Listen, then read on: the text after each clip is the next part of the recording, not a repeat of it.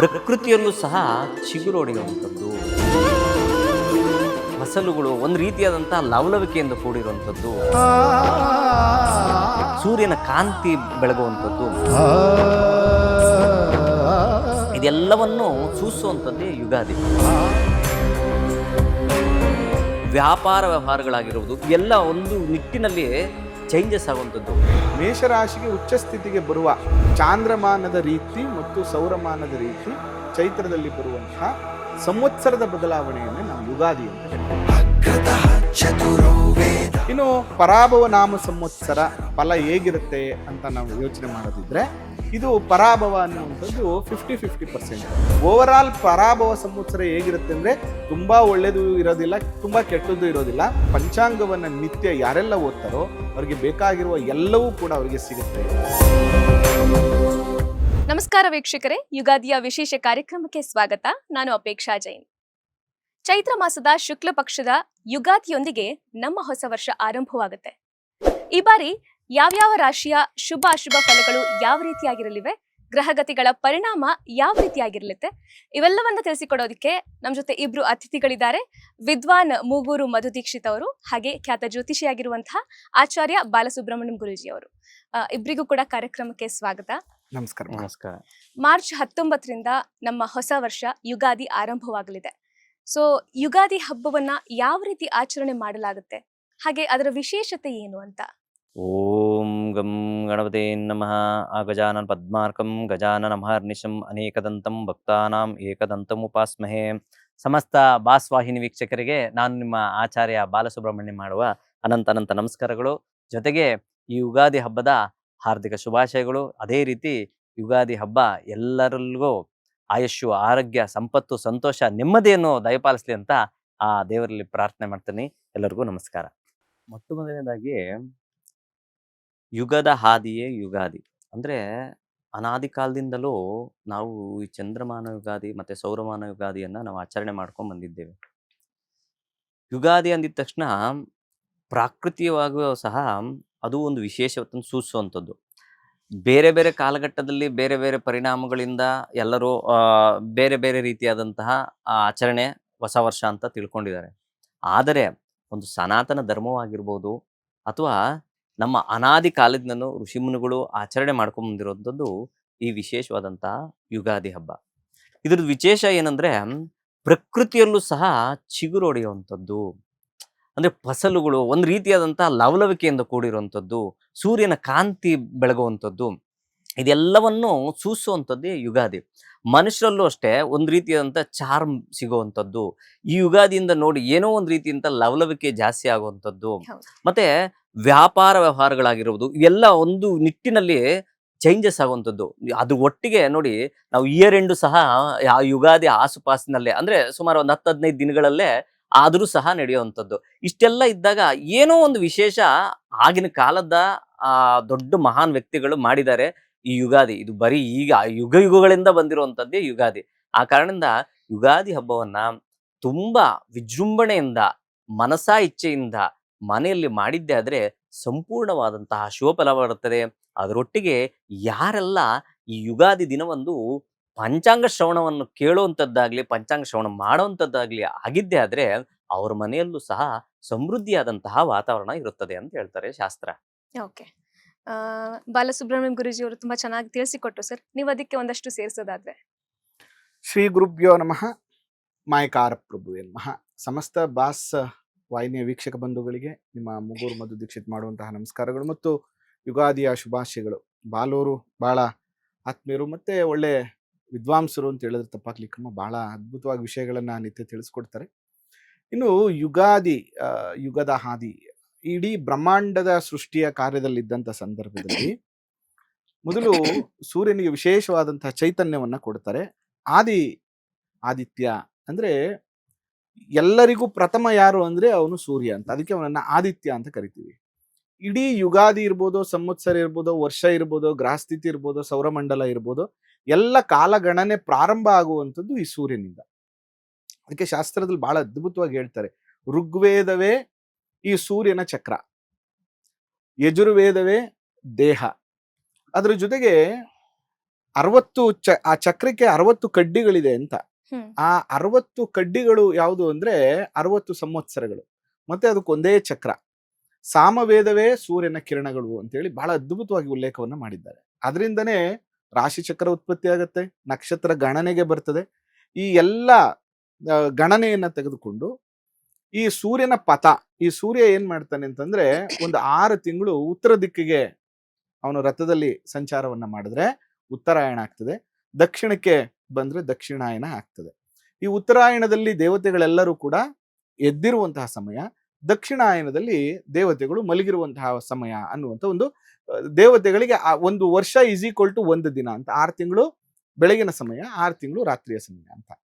ಈ ತನ್ನ ಉಚ್ಚ ಸ್ಥಾನದ ಸ್ಥಿತಿಗೆ ಬರುವಂತಹ, ಅಂದ್ರೆ ರವಿ ಮೇಷರಾಶಿಗೆ ಪ್ರಥಮ ಚೈತ್ರ ಮಾಸ ಅಂತ ಏನ್ ಕರಿತೀವಿ, ಮೇಷರಾಶಿಗೆ ಉಚ್ಚ ಸ್ಥಿತಿಗೆ ಬರುವ ಚಾಂದ್ರಮಾನದ ರೀತಿ ಮತ್ತು ಸೌರಮಾನದ ರೀತಿ ಚೈತ್ರದಲ್ಲಿ ಬರುವಂತಹ ಸಂವತ್ಸರದ ಬದಲಾವಣೆಯನ್ನೇ ನಾವು ಯುಗಾದಿ ಅಂತ ಕರಿತೀವಿ. ನೋಡಿ, ನಮ್ಮ ಯುಗಾದಿ ನಮ್ಮ ಹೆಮ್ಮೆ. ಯಾಕೆ ಅಂತಂದ್ರೆ ಪ್ರಕೃತಿ ಎಷ್ಟು ಅದ್ಭುತವಾದಂತಹ ಗುಣಧರ್ಮಗಳನ್ನ ಹೊಂದಿದೆ ಅಂದ್ರೆ, ಈ ಚಳಿಗಾಲದಲ್ಲಿ, ಡಿಸೆಂಬರ್ ಅಲ್ಲಿ ಚಳಿಗಾಲದಲ್ಲಿ ಸಾಮಾನ್ಯವಾಗಿ ಬಿಸಿಲು ಜಾಸ್ತಿ ಇದ್ದಾಗ ಹಸಿರು ಇರೋದಿಲ್ಲ, ನಮಗೆ ಉದುರಬೇಕು. ಆದ್ರೆ ಚಳಿಗಾಲದಲ್ಲಿ ಜಾಸ್ತಿ ಉದುರುತ್ತೆ ಎಲೆಗಳೆಲ್ಲ. ಏನಕ್ಕೆ ಆ ಪ್ರಕೃತಿ, ಆ ನೇಚರ್ ಮಾಡ್ಕೊತದೆ ಅಂತಂದ್ರೆ ತನ್ನ ಬೇರುಗಳಿಗೆ ಚಳಿ ಆಗದೆ ಇರಲಿ ಅಂತ. ಅದಕ್ಕೋಸ್ಕರ ಏನ್ ಮಾಡುತ್ತೆ, ಆ ಚಳಿಗಾಲದಲ್ಲಿ ಎಲ್ಲ ಎಲೆಗಳು ಉದುರುತ್ತೆ. ಈ ಹೊಸ ಸಂವತ್ಸರ ಆರಂಭದಲ್ಲಿ ಚಿಗುರುತ್ತೆ. ಅಂದ್ರೆ ಒಂದು ಜೀವನ ಸಮೃದ್ಧಿ ಎಲ್ಲಿಂದ ಪ್ರಾರಂಭ ಆಗುತ್ತೆ, ಈ ಯುಗದ ಆರಂಭ ಎಲ್ಲಿಂದ ಪ್ರಾರಂಭ ಆಗುತ್ತೆ ಅಂದ್ರೆ ಯುಗಾದಿಯಿಂದ ಪ್ರಾರಂಭ ಆಗುತ್ತೆ. ಅದಕ್ಕೆ ಈ ಯುಗಾದಿಯಲ್ಲಿ 60 ಸಂವತ್ಸರಗಳು, ಈ ಯುಗಾದಿಯಿಂದ ಮುಂದಿನ ಯುಗಾದಿವರೆಗೆ 1 ಸಂವತ್ಸರ ಅಂತ ಇರ್ತದೆ. ಈ ವರ್ಷ ನಾವು ಪರಾಭವ ಸಂವತ್ಸರಕ್ಕೆ ಕಾಲನ್ನ ಇಡ್ತಾ ಇದೀವಿ. ಈ ಪರಾಭವ ಸಂವತ್ಸರ ಒಟ್ಟಾರೆಯಾಗಿ ಹೇಗಿರ್ತದೆ ಅನ್ನುವಂಥದ್ದನ್ನ ತಿಳ್ಕೊಳ್ಳುವಂಥದ್ದೇ ಪಂಚಾಂಗ ಶ್ರವಣ. ತಿಥಿ ವಾರ ನಕ್ಷತ್ರ ಯೋಗ ಕರಣ. ತಿಥಿ ವಾರ ನಕ್ಷತ್ರ ಯೋಗ ಕರಣವನ್ನ ಪ್ರತಿದಿನ ಓದೋದ್ರಿಂದ ಸಂಪತ್ತು ಪ್ರಾಪ್ತಿ ಆಗ್ತದೆ, ಆರೋಗ್ಯ ಪ್ರಾಪ್ತಿ ಆಗ್ತದೆ, ಆಯಸ್ಸು ವೃದ್ಧಿ ಆಗ್ತದೆ, ಮನೋಕಾಮನೆಗಳು ಈಡೇರುತ್ತೆ ಅಂತ. ಅದಕ್ಕೆ ಬೆಳಿಗ್ಗೆ ಎದ್ದ ತಕ್ಷಣ ನಾವೇನ್ ಮಾಡ್ಬೇಕು ಅಂದ್ರೆ ಪಂಚಾಂಗವನ್ನು ಓದ್ಬೇಕು. ಪಂಚಾಂಗ ಅಂದ್ರೇನು, ಇವತ್ತು ಯಾವ್ದಿದೆ, ತಿಥಿ ಯಾವ್ದಿದೆ, ನಕ್ಷತ್ರ ಯಾವ್ದಿದೆ, ಯೋಗ ಯಾವ್ದಿದೆ, ಕರಣ ಯಾವ್ದಿದೆ ಅಂತ. ಎಕ್ಸಾಂಪಲ್, ಇವತ್ತು ರೇವತಿ ನಕ್ಷತ್ರ. ಜಸ್ಟ್ ನೀನು ಇವತ್ತು ರೇವತಿ ನಕ್ಷತ್ರ ಅಂತ ಓದಿದ್ರೆ ಸಾಕು, ನೀವತ್ತು ಅನ್ಕೊಂಡುವಂತ ಕೆಲಸ ಕಾರ್ಯಗಳು ನಿನ್ಗಾಗತ್ತೆ ಅಂತ. ಅದಕ್ಕೋಸ್ಕರ ಪಂಚಾಂಗವನ್ನ ನಿತ್ಯ ಯಾರೆಲ್ಲ ಓದ್ತಾರೋ ಅವ್ರಿಗೆ ಬೇಕಾಗಿರುವ ಎಲ್ಲವೂ ಕೂಡ ಅವ್ರಿಗೆ ಸಿಗುತ್ತೆ ಎನ್ನುವಂಥದ್ದು. ಇನ್ನು ಪರಾಭವ ನಾಮ ಸಂವತ್ಸರ ಫಲ ಹೇಗಿರುತ್ತೆ ಅಂತ ನಾವು ಯೋಚನೆ ಮಾಡೋದಿದ್ರೆ, ಇದು ಪರಾಭವ ಅನ್ನುವಂಥದ್ದು 50-50%. ಆಲ್ಮೋಸ್ಟ್ ಯುಗಾದಿ ಆದ್ಮೇಲೆ 6 ತಿಂಗಳ ಕಾಲ, ಆಲ್ಮೋಸ್ಟ್ ಶ್ರಾವಣ ಮಾಸ ಬರುವ ತನಕ ಮಳೆ ಬೆಳೆಗಳು ಸರಿಯಾಗಿ ಆಗೋದಿಲ್ಲ. ಶ್ರಾವಣದಲ್ಲಿ ಮಳೆ ಆಗುತ್ತೆ, ಬಟ್ ಅಧಿಕ ಮಳೆ ಆಗ್ತದೆ ಅಂತ. ಆ ಅಧಿಕ ಮಳೆ ಆಗೋದ್ರಿಂದ ಏನಾಗುತ್ತೆ, ಒಂದಷ್ಟು ಡಿಸ್ಟರ್ಬೆನ್ಸ್ ಗಳಾಗುವಂತ ಸಾಧ್ಯತೆಗಳಿರ್ತದೆ. ಓವರ್ ಆಲ್ ಪರಾಭವ ಸಂವತ್ಸರ ಹೇಗಿರುತ್ತೆ ಅಂದ್ರೆ, ತುಂಬಾ ಒಳ್ಳೇದು ಇರೋದಿಲ್ಲ, ತುಂಬಾ ಕೆಟ್ಟದ್ದು ಇರೋದಿಲ್ಲ. ಜೊತೆಗೆ ಅಧಿಕಾರಿಗಳು, ಈಗಿನ ಕಾಲದಲ್ಲಿ ನಾವು ರಾಜರು ಅಂದ್ರೆ ರಾಜಕಾರಣಿಗಳನ್ನ ಹೇಳ್ತೀವಿ, ಅಧಿಕಾರಿಗಳು ಅಂತ ಹೇಳ್ತೀವಿ, ಮಂತ್ರಿ ಸಂಪುಟ ಅಂತ ಹೇಳ್ತೀವಿ. ಅದರಿಂದ ಆಗಿನ ಕಾಲದಲ್ಲಿ ಏನಂತಂದ್ರೆ ರಾಜ ಮತ್ತು ಮಂತ್ರಿ ಸೇನಾಧಿಪತಿಗಳ ವಿಂಗಡಣೆ ಏನಿರುತ್ತೆ, ಆ ವಿಂಗ್ ಅಲ್ಲಿ ಸ್ವಲ್ಪ ನಿಂದನೆಗಳು ಜಾಸ್ತಿ ಆಗ್ತದೆ ಅಂತ. ಅಂದ್ರೆ ಈಗ ಕೆಲಸ ಕಾರ್ಯಗಳು ಮಾಡೋದ್ರ ಬದಲು ಪರಸ್ಪರ ಒಬ್ಬರನ್ನೊಬ್ರು ನಿಂದನೆ ಮಾಡ್ಕೊಂಡು ಕಾಲ ಕಳೆಯುವಂತ ರೀತಿಯಲ್ಲಿ ಈ ಪರಾಭವನ ಸಂವತ್ಸರ ಮಾಡುತ್ತೆ ಅನ್ನುವಂತ ವರ್ಣನೆಯನ್ನ ಶಾಸ್ತ್ರದಲ್ಲಿ ಉಲ್ಲೇಖ ಮಾಡ್ತಾರೆ. ಅದರಿಂದ ಓವರ್ ಆಲ್ ಪರಾಭವ ಸಂವತ್ಸರ ಹೇಗಿರುತ್ತೆ ಅಂತಂದ್ರೆ, ಓಕೆ ಈ ವರ್ಷ ಏನಂತ ಮೇಜರ್ ಬದಲಾವಣೆಗಳನ್ನ ನಾವೇನು ಕಾಣ್ಲಿಕ್ಕೆ ಆಗೋದಿಲ್ಲ ಅನ್ನುವಂಥದ್ದು ಪರಾಭವ ಸಂವತ್ಸರ. ಸರಿ ಗುರುಜಿ, ನೀವು ಹೇಳ್ತಾ ಇದ್ರಿ ರಾಜ ಮಂತ್ರಿ ಈ ರೀತಿ ಆಳ್ವಿಕೆ ಬಗ್ಗೆ ಎಲ್ಲ. ಸೊ ಯುಗಾದಿಗೂ ಇದಕ್ಕೂ ಯಾವ ರೀತಿ ಒಂದು ಸಂಬಂಧ ಇದೆ ಅಂತ? ಇಲ್ಲಿ ನವನಾಯಕರ ಫಲ ಅಂತ ಬರುತ್ತಮ್ಮ. ಅಂದ್ರೆ ಪ್ರತಿ ವರ್ಷಕ್ಕೂ ಕೂಡ 9 ಗ್ರಹಗಳಿಗೆ ವಿಂಗಡಣೆಯನ್ನ ಮಾಡ್ತಾರೆ, ಪೋಸ್ಟಿಂಗ್ ಕೊಡ್ತಾರೆ. ಈ ವರ್ಷ ನೀನೇನೇನ್ ಮಾಡ್ಬೇಕಮ್ಮ ಕೆಲಸಗಳು ಅಂತ. ಈಗ ಈ ವರ್ಷದ ರಾಜ ಬಂದು ಗುರು, ಮಂತ್ರಿ ಬಂದು ಕುಜ, ಸೇನಾಧಿಪತಿ ಬಂದು ಚಂದ್ರ. ಹೀಗೆ ಮೇಘಾಧಿಪತಿ, ಸಸ್ಯಾಧಿಪತಿ, ಅರ್ಘಾಧಿಪತಿ ಅನ್ನುವಂತಹ ವಿಂಗಡಣೆಯನ್ನ ಮಾಡಿ ಈ ವರ್ಷ ನೀವು ಈ ಜವಾಬ್ದಾರಿನ ತಗೊಳ್ಳಿ ಅಂತೇಳಿ 9 ಗ್ರಹಗಳಿಗೆ ಹೇಳ್ತಾರೆ. ಹೇಗೆ ನಮ್ಮಲ್ಲಿ ಕೆಲಸ ಮಾಡುವಂತ 9 ಜನ ವರ್ಕರ್ಸ್ ಇದ್ರೆ ಹೇಗೆ ಎಲ್ಲರೂ ಒಳ್ಳೆ ರೀತಿನೇ ಮಾಡೋದಿಲ್ವೋ, ಅದೇ ತರ ಇಲ್ಲಿ 9 ಗ್ರಹಗಳಲ್ಲಿ ಕೂಡ ಒಳ್ಳೆ ತರನೂ ಇರುತ್ತೆ, ಕೆಟ್ಟ ತರನೂ ಇರ್ತದೆ. ಅವನಿಗೆ ಬಂದಾಗ ಅವನೇನ್ ಮಾಡ್ತಾನೆ, ಒಳ್ಳೇದ್ ಮಾಡ್ತಾನ, ಕೆಟ್ಟದ್ ಮಾಡ್ತಾನ, ಅಥವಾ ಅವ್ನ ಪೋಸ್ಟಿಂಗ್ ನ ಕರೆಕ್ಟ್ ಆಗಿ ಅವನು ನಿರ್ವಹಿಸ್ತಾನ ಅನ್ನುವಂಥದ್ದು ಇರ್ತದೆ. ಆ ನಿಟ್ಟಿನಲ್ಲಿ ಈ ವರ್ಷದ ಗುರು ಆಗಿರೋದ್ರಿಂದ ಪ್ರಾಬ್ಲಮ್ ಏನು, ತುಂಬಾ ಆಕ್ಚುಲಿ ಗುರು ವರ್ಷಾಧಿಪತಿ ಆದ್ರೆ ತುಂಬಾ ಒಳ್ಳೇದು. ಏನಾಗುತ್ತೆ, ಎಕ್ಸಾಂಪಲ್ ಓವರ್ ಆಲ್ ಅಂತ ಬಂದಾಗ ಈ ವರ್ಷ ನೀವು ದೇವಸ್ಥಾನಗಳಿಗೆ ಜಾಸ್ತಿ ಹೋಗ್ತೀರಾ, ಯಾಕಂದ್ರೆ ಗುರು ಧಾರ್ಮಿಕ ಗ್ರಹ, ಪುಣ್ಯಕ್ಷೇತ್ರಗಳ ದರ್ಶನವನ್ನ ಇಂಡಿಕೇಟ್ ಮಾಡ್ತಾನೆ. ಅದರಿಂದ ಈ ವರ್ಷ ಆಲ್ಮೋಸ್ಟ್ ತುಂಬಾ ಜನ ಪುಣ್ಯಕ್ಷೇತ್ರಗಳ ದರ್ಶನ ಮಾಡುವಂಥದ್ದು, ನದಿ ಸ್ನಾನವನ್ನ ಮಾಡುವಂಥದ್ದು, ಅಥವಾ ಅಧಿಕಾರಿಗಳು, ರಾಜರುಗಳು ಅಂತ ಏನ್ ಕರಿತೀವಿ ಅಥವಾ ಮಂತ್ರಿಮಂಡಲ ಅಂತ ಏನ್ ಕರಿತೀವಿ, ಅವರು ಅಧಿಕಾರ ಅನುಭವಿಸೋದ್ರ ಜೊತೆಗೆ ಕೆಲಸ ಮಾಡೋದ್ರ ಜೊತೆಗೆ ಅವರು ಕೂಡ ಹೆಚ್ಚು ಪೂಜೆ ಪುನಸ್ಕಾರ, ಹೋಮ ಜಪ, ದೇವಸ್ಥಾನಗಳಿಗೆ ಹೋಗ್ಬಿಟ್ಟು ಬರುವಂಥದ್ದು, ಇದ್ರ ಕಡೆ ಹೆಚ್ಚು ಗಮನವನ್ನ ಹರಿಸ್ತಾರೆ. ಅದ್ರ ಜೊತೆಗೆ ಇಲ್ಲಿ ಏನಾಗ್ಬಿಡುತ್ತೆ ಅಂತಂದ್ರೆ ಕೆಲಸ ಕಾರ್ಯ ಆಗತ್ತಾ ಅಂದ್ರೆ, ಈ ಗುರು ಬಂದಾಗ ಒಂದೇ ಒಂದು ನೆಗೆಟಿವ್ ಏನಂದ್ರೆ, ಗುರು ಅಂದ್ರೆ ಬೋಧನೆ ಯಂತ್ರ. ಕರೆಕ್ಟು, ನಾನು ಎಲ್ಲನೂ ಮಾಡ್ಬೇಕು ಅಂತ ಹೇಳ್ತಾ ಇದೀನಿ, ಮಾಡೋರು ಯಾರು? ಅದರಿಂದ ಈ ವರ್ಷ ಏನಾಗ್ಬಿಡುತ್ತೆ, ಎಲ್ಲರೂ ಆಶ್ವಾಸನೆಗಳನ್ನ ಕೊಡ್ತಾರೆ, ಅಥವಾ ನೀವು ಹಿಂಗ್ ಬದುಕ್ಬೇಕು, ಈಗಿರ್ಬೇಕು, ಈ ತರ ಇರ್ಬೇಕು ಅಂತ ಹೇಳ್ತಾರೆ, ಆದ್ರೆ ಅದು ಆಚರಣೆಗೆ ಬರೋದಿಲ್ಲ. ಅದರಿಂದ ಈ ವರ್ಷ ಸ್ವಲ್ಪ ಕ್ಷೇತ್ರಾಭಿವೃದ್ಧಿಗಳು ಅಂದ್ರೆ ದೇವಸ್ಥಾನಗಳ ಅಭಿವೃದ್ಧಿ ಆಗುವಂಥದ್ದು, ಪುಣ್ಯಕ್ಷೇತ್ರಗಳು ಅಭಿವೃದ್ಧಿ ಆಗುವಂಥದ್ದು, ಜನಸಾಮಾನ್ಯರಲ್ಲಿ ಒಂದಷ್ಟು ಧಾರ್ಮಿಕ ಪ್ರವೃತ್ತಿ ಜಾಸ್ತಿ ಆಗುವಂಥದ್ದು, ಅಧಿಕಾರಿಗಳು ಮತ್ತು ರಾಜಕಾರಣಿಗಳಲ್ಲಿ ಒಂದಷ್ಟು ಪುಣ್ಯಕ್ಷೇತ್ರಗಳ ದರ್ಶನ ಮಾಡೋಣಪ್ಪ, ಒಂದಷ್ಟು ಪೂಜೆ ಪುನಸ್ಕಾರ ಹೋಮ ಮಾಡೋಣ, ಯಾವುದೋ ಒಂದು ಕಾರ್ಯ ಮಾಡೋಕ್ಕಿಂತ ಮುಂಚೆ ಅದನ್ನ ಮಾಡೋಣ ಅನ್ನುವಂಥದ್ದು ಈ ವರ್ಷ ಸ್ವಲ್ಪ ಜಾಸ್ತಿ ಆಗುತ್ತೆ. ಇದು ಗುರುವಿನ ಫಲ. ಸೊ ರಾಜನ ಬಗ್ಗೆ ವಿದ್ವಾನ್ ಮಧು ದೀಕ್ಷಿತ್ ಅವ್ರು ತಿಳಿಸಿದ್ರು ಸರ್. ನೀವು ಮಂತ್ರಿ ಬಗ್ಗೆ ತಿಳಿಸ್ಕೊಡೋದಾದ್ರೆ? ಈ ವರ್ಷದ ಮಂತ್ರಿ ಅಂತ ಹೇಳಿದ ತಕ್ಷಣ ಕುಜನ ಮತ್ತೊಂದು ಹೆಸರು ಮಂಗಳ ಅಂತ ಸಹ ಹೇಳ್ತೀವಿ.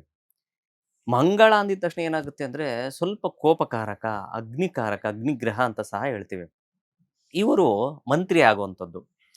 ಇದ್ರದ್ದು ಏನು ವಿಶೇಷ ಇರುತ್ತೆ ಅಂದ್ರೆ, ಸ್ವಲ್ಪ ಈ ಪೈರುಗಳು ಅದೆಲ್ಲ ಸ್ವಲ್ಪ ನಶಿಸಿ ಹೋಗುವಂಥ ಸಾಧ್ಯತೆಗಳು, ಉಷ್ಣವಾಯು ಹೆಚ್ಚಾಗುವಂಥ ಸಾಧ್ಯತೆಗಳು, ನೀರಿನ ಅಭಾವ ಬರುವಂಥದ್ದು, ಇಲ್ಲ ಅಂದ್ರೆ ಅನಿರೀಕ್ಷಿತವಾಗಿ ಮಳೆ ಹೆಚ್ಚಾಗುವಂಥದ್ದು, ಅಂದ್ರೆ ಗೊತ್ತೇ ಇರಲ್ಲ ಪ್ರಕೃತಿ ವಿಕೋಪ ಆಗುವಂಥ ಸಾಧ್ಯತೆಗಳು.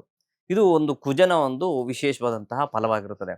ಅದರೊಟ್ಟಿಗೆ ಅವಘಡಗಳನ್ನು ಸೂಚಿಸುವಂಥದ್ದು, ಅಗ್ನಿ ಅವಘಡಗಳನ್ನು ಸೂಚಿಸುವಂಥದ್ದಾಗಿರ್ಬೋದು, ಅಥವಾ ಅಲ್ಲಲ್ಲಿ ಈ ವಿಮಾನ ಏನು ಈಗ ನಡೀತಾ ಇದೆಯೋ ಅದೇ ರೀತಿ ಆಕ್ಸಿಡೆಂಟ್ಸ್ ಆಗಿರ್ಬೋದು, ಅದೇ ರೀತಿ ಬೇರೆ ಬೇರೆ ರೀತಿಯಾದಂತಹ ಪ್ರಕೃತಿ ವಿಕೋಪಗಳು ಸಹ ಕಾಣುವಂತ ಸಾಧ್ಯತೆಗಳಿರ್ತದೆ.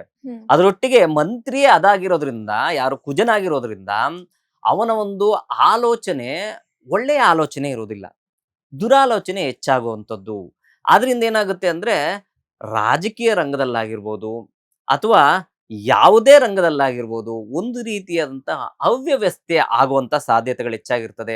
ಆದ್ರೆ ಕೆಲವೊಂದು ಬೆಳೆಗಳು ಅಂತ ಹೇಳ್ತೀವಿ, ಯಾವುದು ಅಂದ್ರೆ ಈ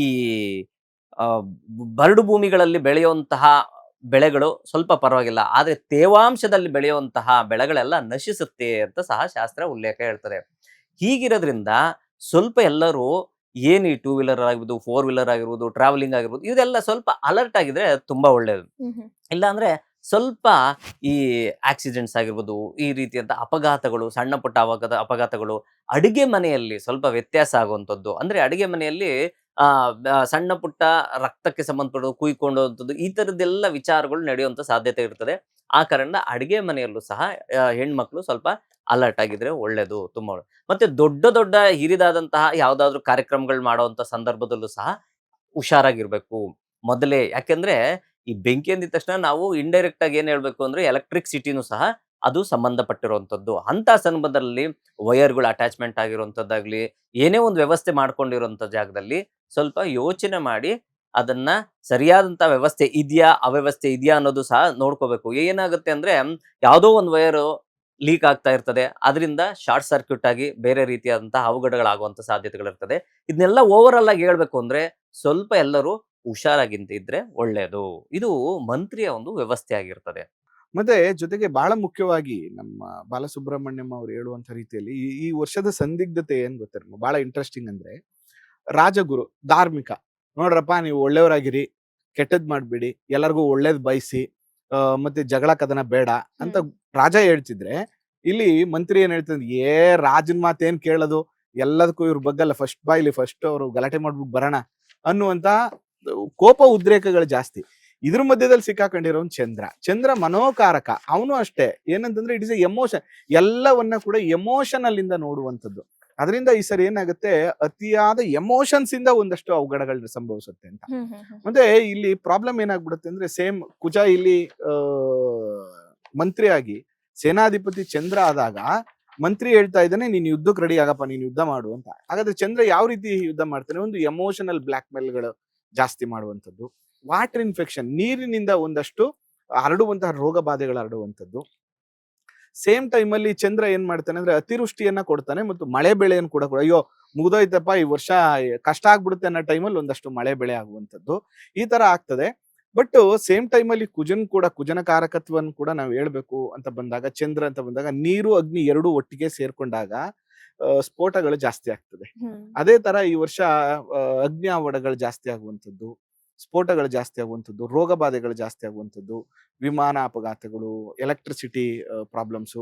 ಮತ್ತು ಈ ವರ್ಷ ಆಷಾಢ ಮಾಸ, ಅದಾದ್ಮೇಲೆ ಶ್ರಾವಣ, ಅದಾದ್ಮೇಲೆ ಧನುರ್ಮಾಸ, ಈ ಮಾಸಗಳಲ್ಲಿ ಅಂದ್ರೆ June, July, August plus December ತಿಂಗಳಲ್ಲಿ ಒಂದಷ್ಟು ಸುನಾಮಿ ತರದ ಘಟನೆಗಳು, ನೀರಿಂದ ಅನೇಕ ಪ್ರದೇಶಗಳು ಅಂದ್ರೆ ಸಮುದ್ರ, ನದಿ ದಡದ ಹತ್ರ ಇರುವಂತಹ ಬೆಟ್ಟ ಗುಡ್ಡಗಳ ಹತ್ರ ಇರುವಂತಹ ಪ್ರದೇಶಗಳಲ್ಲಿ ಒಂದಷ್ಟು ದುರಂತಗಳು ಸಂಭವಿಸುವಂತ ಸಾಧ್ಯತೆಗಳು ಇರ್ತದೆ. ಇದು ಅವಘಡಗಳ ಬಗ್ಗೆ ಹೇಳ್ತಾ ಹೋದ್ರೆ ಒಂದಷ್ಟು ಒಳ್ಳೆ ವಿಷಯಗಳೇನಂತಂದ್ರೆ ಪ್ರೀತಿ, ವಿಶ್ವಾಸ, ಸಂಬಂಧ, ದೈವಿಕ ಆಚರಣೆಗಳು, ಪ್ರೀತಿ ಸಂಬಂಧಗಳು, ಏನೋ ಒಂದಷ್ಟು ಎಮೋಷನಲಿ ಕೆಲಸ ಮಾಡ್ಕೊಡುವಂಥದ್ದು, ಆಯ್ತು ಬಿಡಪ್ಪ ದುಡ್ಡೇನ್ ಬೇಡ ನಾ ಕೆಲಸ ಮಾಡ್ಕೊಡ್ತೀನಿ ಅನ್ನುವಂಥದ್ದು, ಈ ರೀತಿಯ ಕೂಡ ಒಂದಷ್ಟು ಘಟನೆಗಳು ನಡೆಯುತ್ತೆ. ಓವರ್ ಆಲ್ ಈ ವರ್ಷ 50-50 ಅಂತ ಮಿಶ್ರದಾಯಕವಾದಂತ ಫಲ. ಒಟ್ಟಾರೆ ಗುರು, ಕುಜ ಹಾಗೂ ಚಂದ್ರ ಡಾಮಿನೆನ್ಸ್ ಅಲ್ಲಿ ಇರ್ತಾರೆ. ಮತ್ತೆ ಬಿಸಿಲು ಜಾಸ್ತಿ ಆಗತ್ತಮ್ಮ ಈ ವರ್ಷ, ಯಾಕಂದ್ರೆ ಮಂತ್ರಿ ಬಂದು ಇಲ್ಲಿ ಕುಜ ಆಗಿರೋದ್ರಿಂದ ಈ ವರ್ಷ ಬೇರೆ ವರ್ಷಗಳಿಗಿಂತ ಜಾಸ್ತಿ ಉಷ್ಣಾಂಶ ಜಾಸ್ತಿ ಆಗುತ್ತೆ. ಸೇನಾಧಿಪತಿ ಚಂದ್ರ ಆಗಿರೋದ್ರಿಂದ ನೀವೇನ್ ಮಾಡ್ಬೇಕು ಅಂದ್ರೆ ವಾಟರ್ ಬಾಟಲ್ ಕೈಲಿ ಹಿಡ್ಕೊಂಡೆ ತಿರ್ಗಾಡ್ಬೇಕು ಈ ವರ್ಷ. ಆದಷ್ಟು ಲಿಕ್ವಿಡ್ ನ ಜೊತೆಗೆ ಇಟ್ಕೊಂಡು ತಿರ್ಗೋಡಿ. ಮತ್ತೆ ಆದಷ್ಟು ಒಳ್ಳೆ ನೀರನ್ನ ಸೇವನೆ ಮಾಡಿ. ಈ ವರ್ಷ ಒಂದಷ್ಟು ಗಾಳಿ ನೀರಿನಿಂದ ಹರಡುವಂತ ರೋಗ ಬಾಧೆಗಳು ಜಾಸ್ತಿ ಆಗುವಂತ ಸಾಧ್ಯತೆ ಇರ್ತದೆ. ಕಲುಷಿತ ನೀರಿನಿಂದ ಸಮಸ್ಯೆಗಳು ಹೆಚ್ಚಾಗುವಂತ ಸಾಧ್ಯತೆಗಳು. ಗುರು ಇವೆರಡನ್ನು ಬ್ಯಾಲೆನ್ಸ್ ಮಾಡೋದಕ್ಕೆ ಟ್ರೈ ಮಾಡ್ತಾ ಇರ್ತಾರೆ ಅಷ್ಟೇ. ಓಕೆ, ಆನ್ ಬ್ರಾಡರ್ ಪರ್ಸ್ಪೆಕ್ಟಿವ್ ಯಾವ ರೀತಿ ಇರುತ್ತೆ ಅಂತ ನೋಡಿದ್ವಿ. ಸೊ ಈಗ ರಾಶಿಗಳ ಪ್ರಕಾರ ಯಾವ ರಾಶಿಗೆ ಯಾವ ರೀತಿ ಫಲಗಳು ಗೋಚರಿಸಲಿವೆ ಅನ್ನೋದನ್ನ ನೋಡೋದಾದ್ರೆ ಗುರುಜಿ, ಮೊದಲನೇ ರಾಶಿ ಮೇಷ ರಾಶಿ. ಸೊ ಮೇಷ ರಾಶಿಯ ಫಲ ಯಾವ ರೀತಿ ಇರುತ್ತೆ? ಮಿಶ್ರ ಫಲವಾಗಿರುತ್ತಾ ಅಥವಾ ಅದೃಷ್ಟಕರವಾಗಿದೆಯಾ ಅಂತ? ಮೇಷರಾಶಿ ಅಂದಿದ ತಕ್ಷಣ ನಮ್ಗೇನಾಗುತ್ತೆ ಅಂದ್ರೆ ಅದಕ್ಕೆ ಪುನಃ ಕುಜ ಅಂದ್ರೆ ಮಂಗಳ ಗ್ರಹನೇ ಅಧಿಪತಿ ಆಗ್ತಾನೆ. ಆ ರಾಶಿಯಲ್ಲಿ ಅಶ್ವಿನಿ, ಭರಣಿ, ಕೃತಿಕ ಈ ನಕ್ಷತ್ರಗಳು ಸಂಚಾರ ಮಾಡುವಂಥದ್ದು. ಇದ್ರದ್ದು ಏನಪ್ಪ ಒಂದು ವಿಶೇಷತೆ ಅಂದ್ರೆ ಮೊಟ್ಟ ಮೊದಲನೇದಾಗಿ ಮೇಷರಾಶಿಯವ್ರಿಗೆ ಸಾಡೆ ಸಾತಿಯ ಪ್ರಭಾವ ಹೆಚ್ಚಾಗಿದೆ. ಅಂದ್ರೆ ಪ್ರಭಾವ ಹೆಚ್ಚಾಗಿದೆ ಅಂದಿದ ತಕ್ಷಣ ಭಯ ಪಡೋವಂಥದ್ದೇನಿಲ್ಲ. ನೀವು ಮಾಡೋವಂತಹ ಕರ್ಮಗಳು ಕರೆಕ್ಟ್ ಆಗಿದ್ರೆ ಖಂಡಿತವಾಗ್ಲೂ ಯಾವ ರಾಶಿಯವರಾಗ್ಲಿರ್ಬೋದು, ಯಾವ ನಕ್ಷತ್ರದವರಾಗ್ಲಿ ಖಂಡಿತವಾಗ್ಲೂ ಯಾವುದು ಭಯ ಪಡೋವಂಥದ್ದೇನಿಲ್ಲ. ಕೆಲವರಲ್ಲಿ ಈ ಸಾಡೆ ಸಾತಿಯ ಪ್ರಭಾವ ಹೆಚ್ಚಾದಾಗ ಏನಾಗುತ್ತೆ ಅಂದ್ರೆ ಸ್ವಲ್ಪ ಪರಸ್ಥಳ ವಾಸ ಅನ್ನುವಂಥದ್ದಾಗಿರ್ಬೋದು, ಆಪಾದನೆ, ನಿಂದನೆಗಳು ಆಗುವಂತ ಸಾಧ್ಯತೆಗಳು ಸ್ವಲ್ಪ ಮಟ್ಟಿಗಿರುತ್ತೆ. ಖಂಡಿತವಾಗ್ಲೂ ಅದೇ ನಿಖರ ಅನ್ನೋದು ಮಾತ್ರ ತಿಳ್ಕೊಳ್ಬೇಡಿ. ಯಾಕೆ ಅಂದ್ರೆ ಇನ್ನೊಂದು ವಿಶೇಷತೆ ಏನಂದ್ರೆ ಗುರುವು ಯಾವಾಗ ಜೂನ್ 2ನೇ ತಾರೀಕು ಮಿಥುನ ರಾಶಿಯಿಂದ ಕರ್ಕ ರಾಶಿಗೆ ಸಂಚಾರ ಮಾಡ್ತಾರೆ. ಕರ್ಕ ರಾಶಿಗೆ ಗುರುವು ತನ್ನ ಉಚ್ಚ ಕ್ಷೇತ್ರ ಅಂತ ಹೇಳ್ತೀವಿ. ಆ ಕ್ಷೇತ್ರಕ್ಕೆ ಸಂಚಾರ ಮಾಡಿದ ತಕ್ಷಣ ಅದು ಮೇಷರಾಶಿಯಿಂದ ಚತುರ್ಥ ಭಾವ ಅಂತ ಹೇಳ್ತೀವಿ, ಸುಖ ಭಾವ ಅಂತ ಹೇಳ್ತೀವಿ. ಸ್ವಲ್ಪ ಮಟ್ಟಿಗೆ ಏನೋ ಒಂದು ರೀತಿಯಾದಂತ ಬೆಳಕನ್ನು ಕಾಣುವಂತ ಸಾಧ್ಯತೆಗಳು ಹೆಚ್ಚಾಗಿರ್ತದೆ. ಅದೇ ರೀತಿ ಈ ವ್ಯಯಭಾವದಲ್ಲಿ ಇವತ್ತಿನ ಅಂದ್ರೆ ಯಾವ ಒಂದು ಯುಗಾದಿಯ ಒಂದು ಗೋಚಾರ ಫಲವನ್ನ ನಾವು ವಿಶ್ಲೇಷಣೆ ಮಾಡೋದಾದ್ರೆ ಬೆಳಿಗ್ಗೆ 6:54 ನಮ್ಗೆ ಆಚರಣೆ ಪ್ರಾರಂಭ ಅಂತ ಹೇಳ್ತೀವಿ. ಸರಿ ಸುಮಾರು ಆ ಒಂದು ಮೇಷರಾಶಿಯಿಂದ 12ನೇ ಭಾವದಲ್ಲಿ ಸ್ಥಿತವಾದಂತಹ ಚತುರ್ಗ್ರಹ ಕೂಟಗಳು ಸಹ ಉಂಟು. ಅಲ್ಲೇನಾಗುತ್ತೆ 2 ರೀತಿಯಾದಂತಹ ಗ್ರಹಗಳಿದಾವೆ. ಅಂದ್ರೆ ಶುಭ ಗ್ರಹಗಳಿದಾವೆ, ಅಶುಭ ಗ್ರಹಗಳಿದಾವೆ. ಚಂದ್ರ ಇದ್ದಾನೆ, ರವಿಯು ಇದ್ದಾನೆ, ಶುಕ್ರನು ಇದ್ದಾನೆ, ಜೊತೆಗೆ ಶನಿ ಮಹಾತ್ಮರು ಇದ್ದಾರೆ. ಈ ರೀತಿ ಇದ್ದಾಗ ಸಾಮಾನ್ಯವಾಗಿ ಮೇಷರಾಶಿಯವರಿಗೆ ಸ್ವಲ್ಪ ಮಿಶ್ರದಾಯಕವಾಗೇ ಇರ್ತದೆ. ಅದೇ ರೀತಿ ಕೆಲ ದಿನಗಳ ನಂತರ ಅವರಿಗೆ ಬೆಳಕಿನ ಹಾದಿ ಕಾಣುವಂಥದ್ದು, ಹಣಕಾಸಿನ ವಿಚಾರದಲ್ಲಿ ಸುಧಾರಣೆ ಕಾಣುವಂಥದ್ದು. ಅದೇ ರೀತಿ ಇದೇ ವರ್ಷ ಡಿಸೆಂಬರ್ ತಿಂಗಳಲ್ಲಿ ರಾಹುಕೇತುಗಳ ಪಲ್ಲಟವೂ ಸಹ ಉಂಟು. ಯಾವಾಗ ರಾಹುಕೇತುಗಳ ಪಲ್ಲಟವೂ ಸಹ ಆದಾಗ ಏನಾಗುತ್ತೆ, ಅವರಲ್ಲಿ ಏನೋ ಒಂದು ರೀತಿಯಂತಹ ಚಾರ್ಮ್ ಬರುವಂಥದ್ದು. ಯಾವತ್ತೂ ಅಷ್ಟೇ ಛಾಯಾಗ್ರಹಗಳು ಯಾವ ರೀತಿ ಫಲ ಕೊಡ್ತದೆ ಅನ್ನೋದು ಅನಿರೀಕ್ಷಿತವಾಗಿ ಕೊಡ್ತವೆ. ಒಂದೊಂದ್ಸತಿ ಅದು ಕೊಡುವಂತಹ ಫಲಗಳು ತುಂಬಾ ಪೀಕ್ ಲೆವೆಲ್ ಕರ್ಕೊಂಡು ಹೋಗುತ್ತೆ, ಅಂದ್ರೆ ಒಳ್ಳೆ ಒಂದು ಫಲಗಳನ್ನು ಕೊಡ್ತಾರೆ. ಅದೇ ರೀತಿ ಡೌನ್ ಫಾಲ್ ಮಾಡುವಂತ ಸಾಧ್ಯತೆಗಳು ಸಹ ಉಂಟು. ಆದ್ರೆ ನಾವು ಮಾಡುವಂತ ಕರ್ಮ ಕರೆಕ್ಟ್ ಆಗಿತ್ತು ಅಂದ್ರೆ ಖಂಡಿತ ಒಳ್ಳೇದಾಗುವಂಥದ್ದು ಕಟ್ಟಿಟ್ಟ ಬುತ್ತಿ. ಇನ್ನು ಎರಡನೇದ್ ಮಾತು ಬಂದು ವಿದ್ಯಾರ್ಥಿಗಳಿಗೆ ಪ್ರಮುಖವಾಗಿ ಉತ್ತರೋತ್ತರ ಅಭಿವೃದ್ಧಿ ಕಾಣುವಂಥದ್ದು. ಯಾರೋ ಹೈಯರ್ ಸ್ಟಡೀಸ್ ಮಾಡಬೇಕು ಅಂದ್ಕೊಂಡಿರೋರಿಗೆ ಖಂಡಿತ ಒಳ್ಳೆಯ ಒಂದು ಪೋಸ್ಟ್ ಸಿಗೋವಂಥದ್ದು, ಅವ್ರಿಗೆ ಒಳ್ಳೆಯ ಒಂದು ಕಾಲೇಜಲ್ಲಿ ಸೀಟ್ ಸಿಗೋವಂಥದ್ದು. ಅದೇ ರೀತಿ ಪ್ರಮೋಷನ್ಸ್ ಯಾರೆಲ್ಲ ಆಸೆ ಪಡ್ತಾ ಇರ್ತೀವಿ, ಅಯ್ಯೋ ನಾವೇನೋ ಒಂದು ಪ್ರಮೋಷನ್ಗೋಸ್ಕರ 3-4 ವರ್ಷದಿಂದ ಕಾಯ್ತಾ ಇದ್ದೇನೆ ಅಂಥವ್ರಿಗೂ ಸಹ ಒಳ್ಳೆಯ ಒಂದು ವಿಚಾರವನ್ನು ಸಹ ಕೇಳ್ಬೋದು. ಅದೇ ಇನ್ನೊಂದು ಬಂದು ಈ ಸ್ವಲ್ಪ ವಿವಾಹದಲ್ಲಿ ಅಡೆತಡೆಗಳಾಗ್ತಾ ಇರೋರಿಗೆ ಈ ವರ್ಷದ ಕೊನೆಯ ಹಂತಕ್ಕಿಂತ ಸ್ವಲ್ಪ ಮುಂಚಿತವಾಗಿ ವಿವಾಹ ಅನುಕೂಲ ಸಹ ಉಂಟು. ಅಕ್ಟೋಬರ್ ಈ ಸಂದರ್ಭದಲ್ಲಿ ಸಹ ಅನುಕೂಲ ಉಂಟು.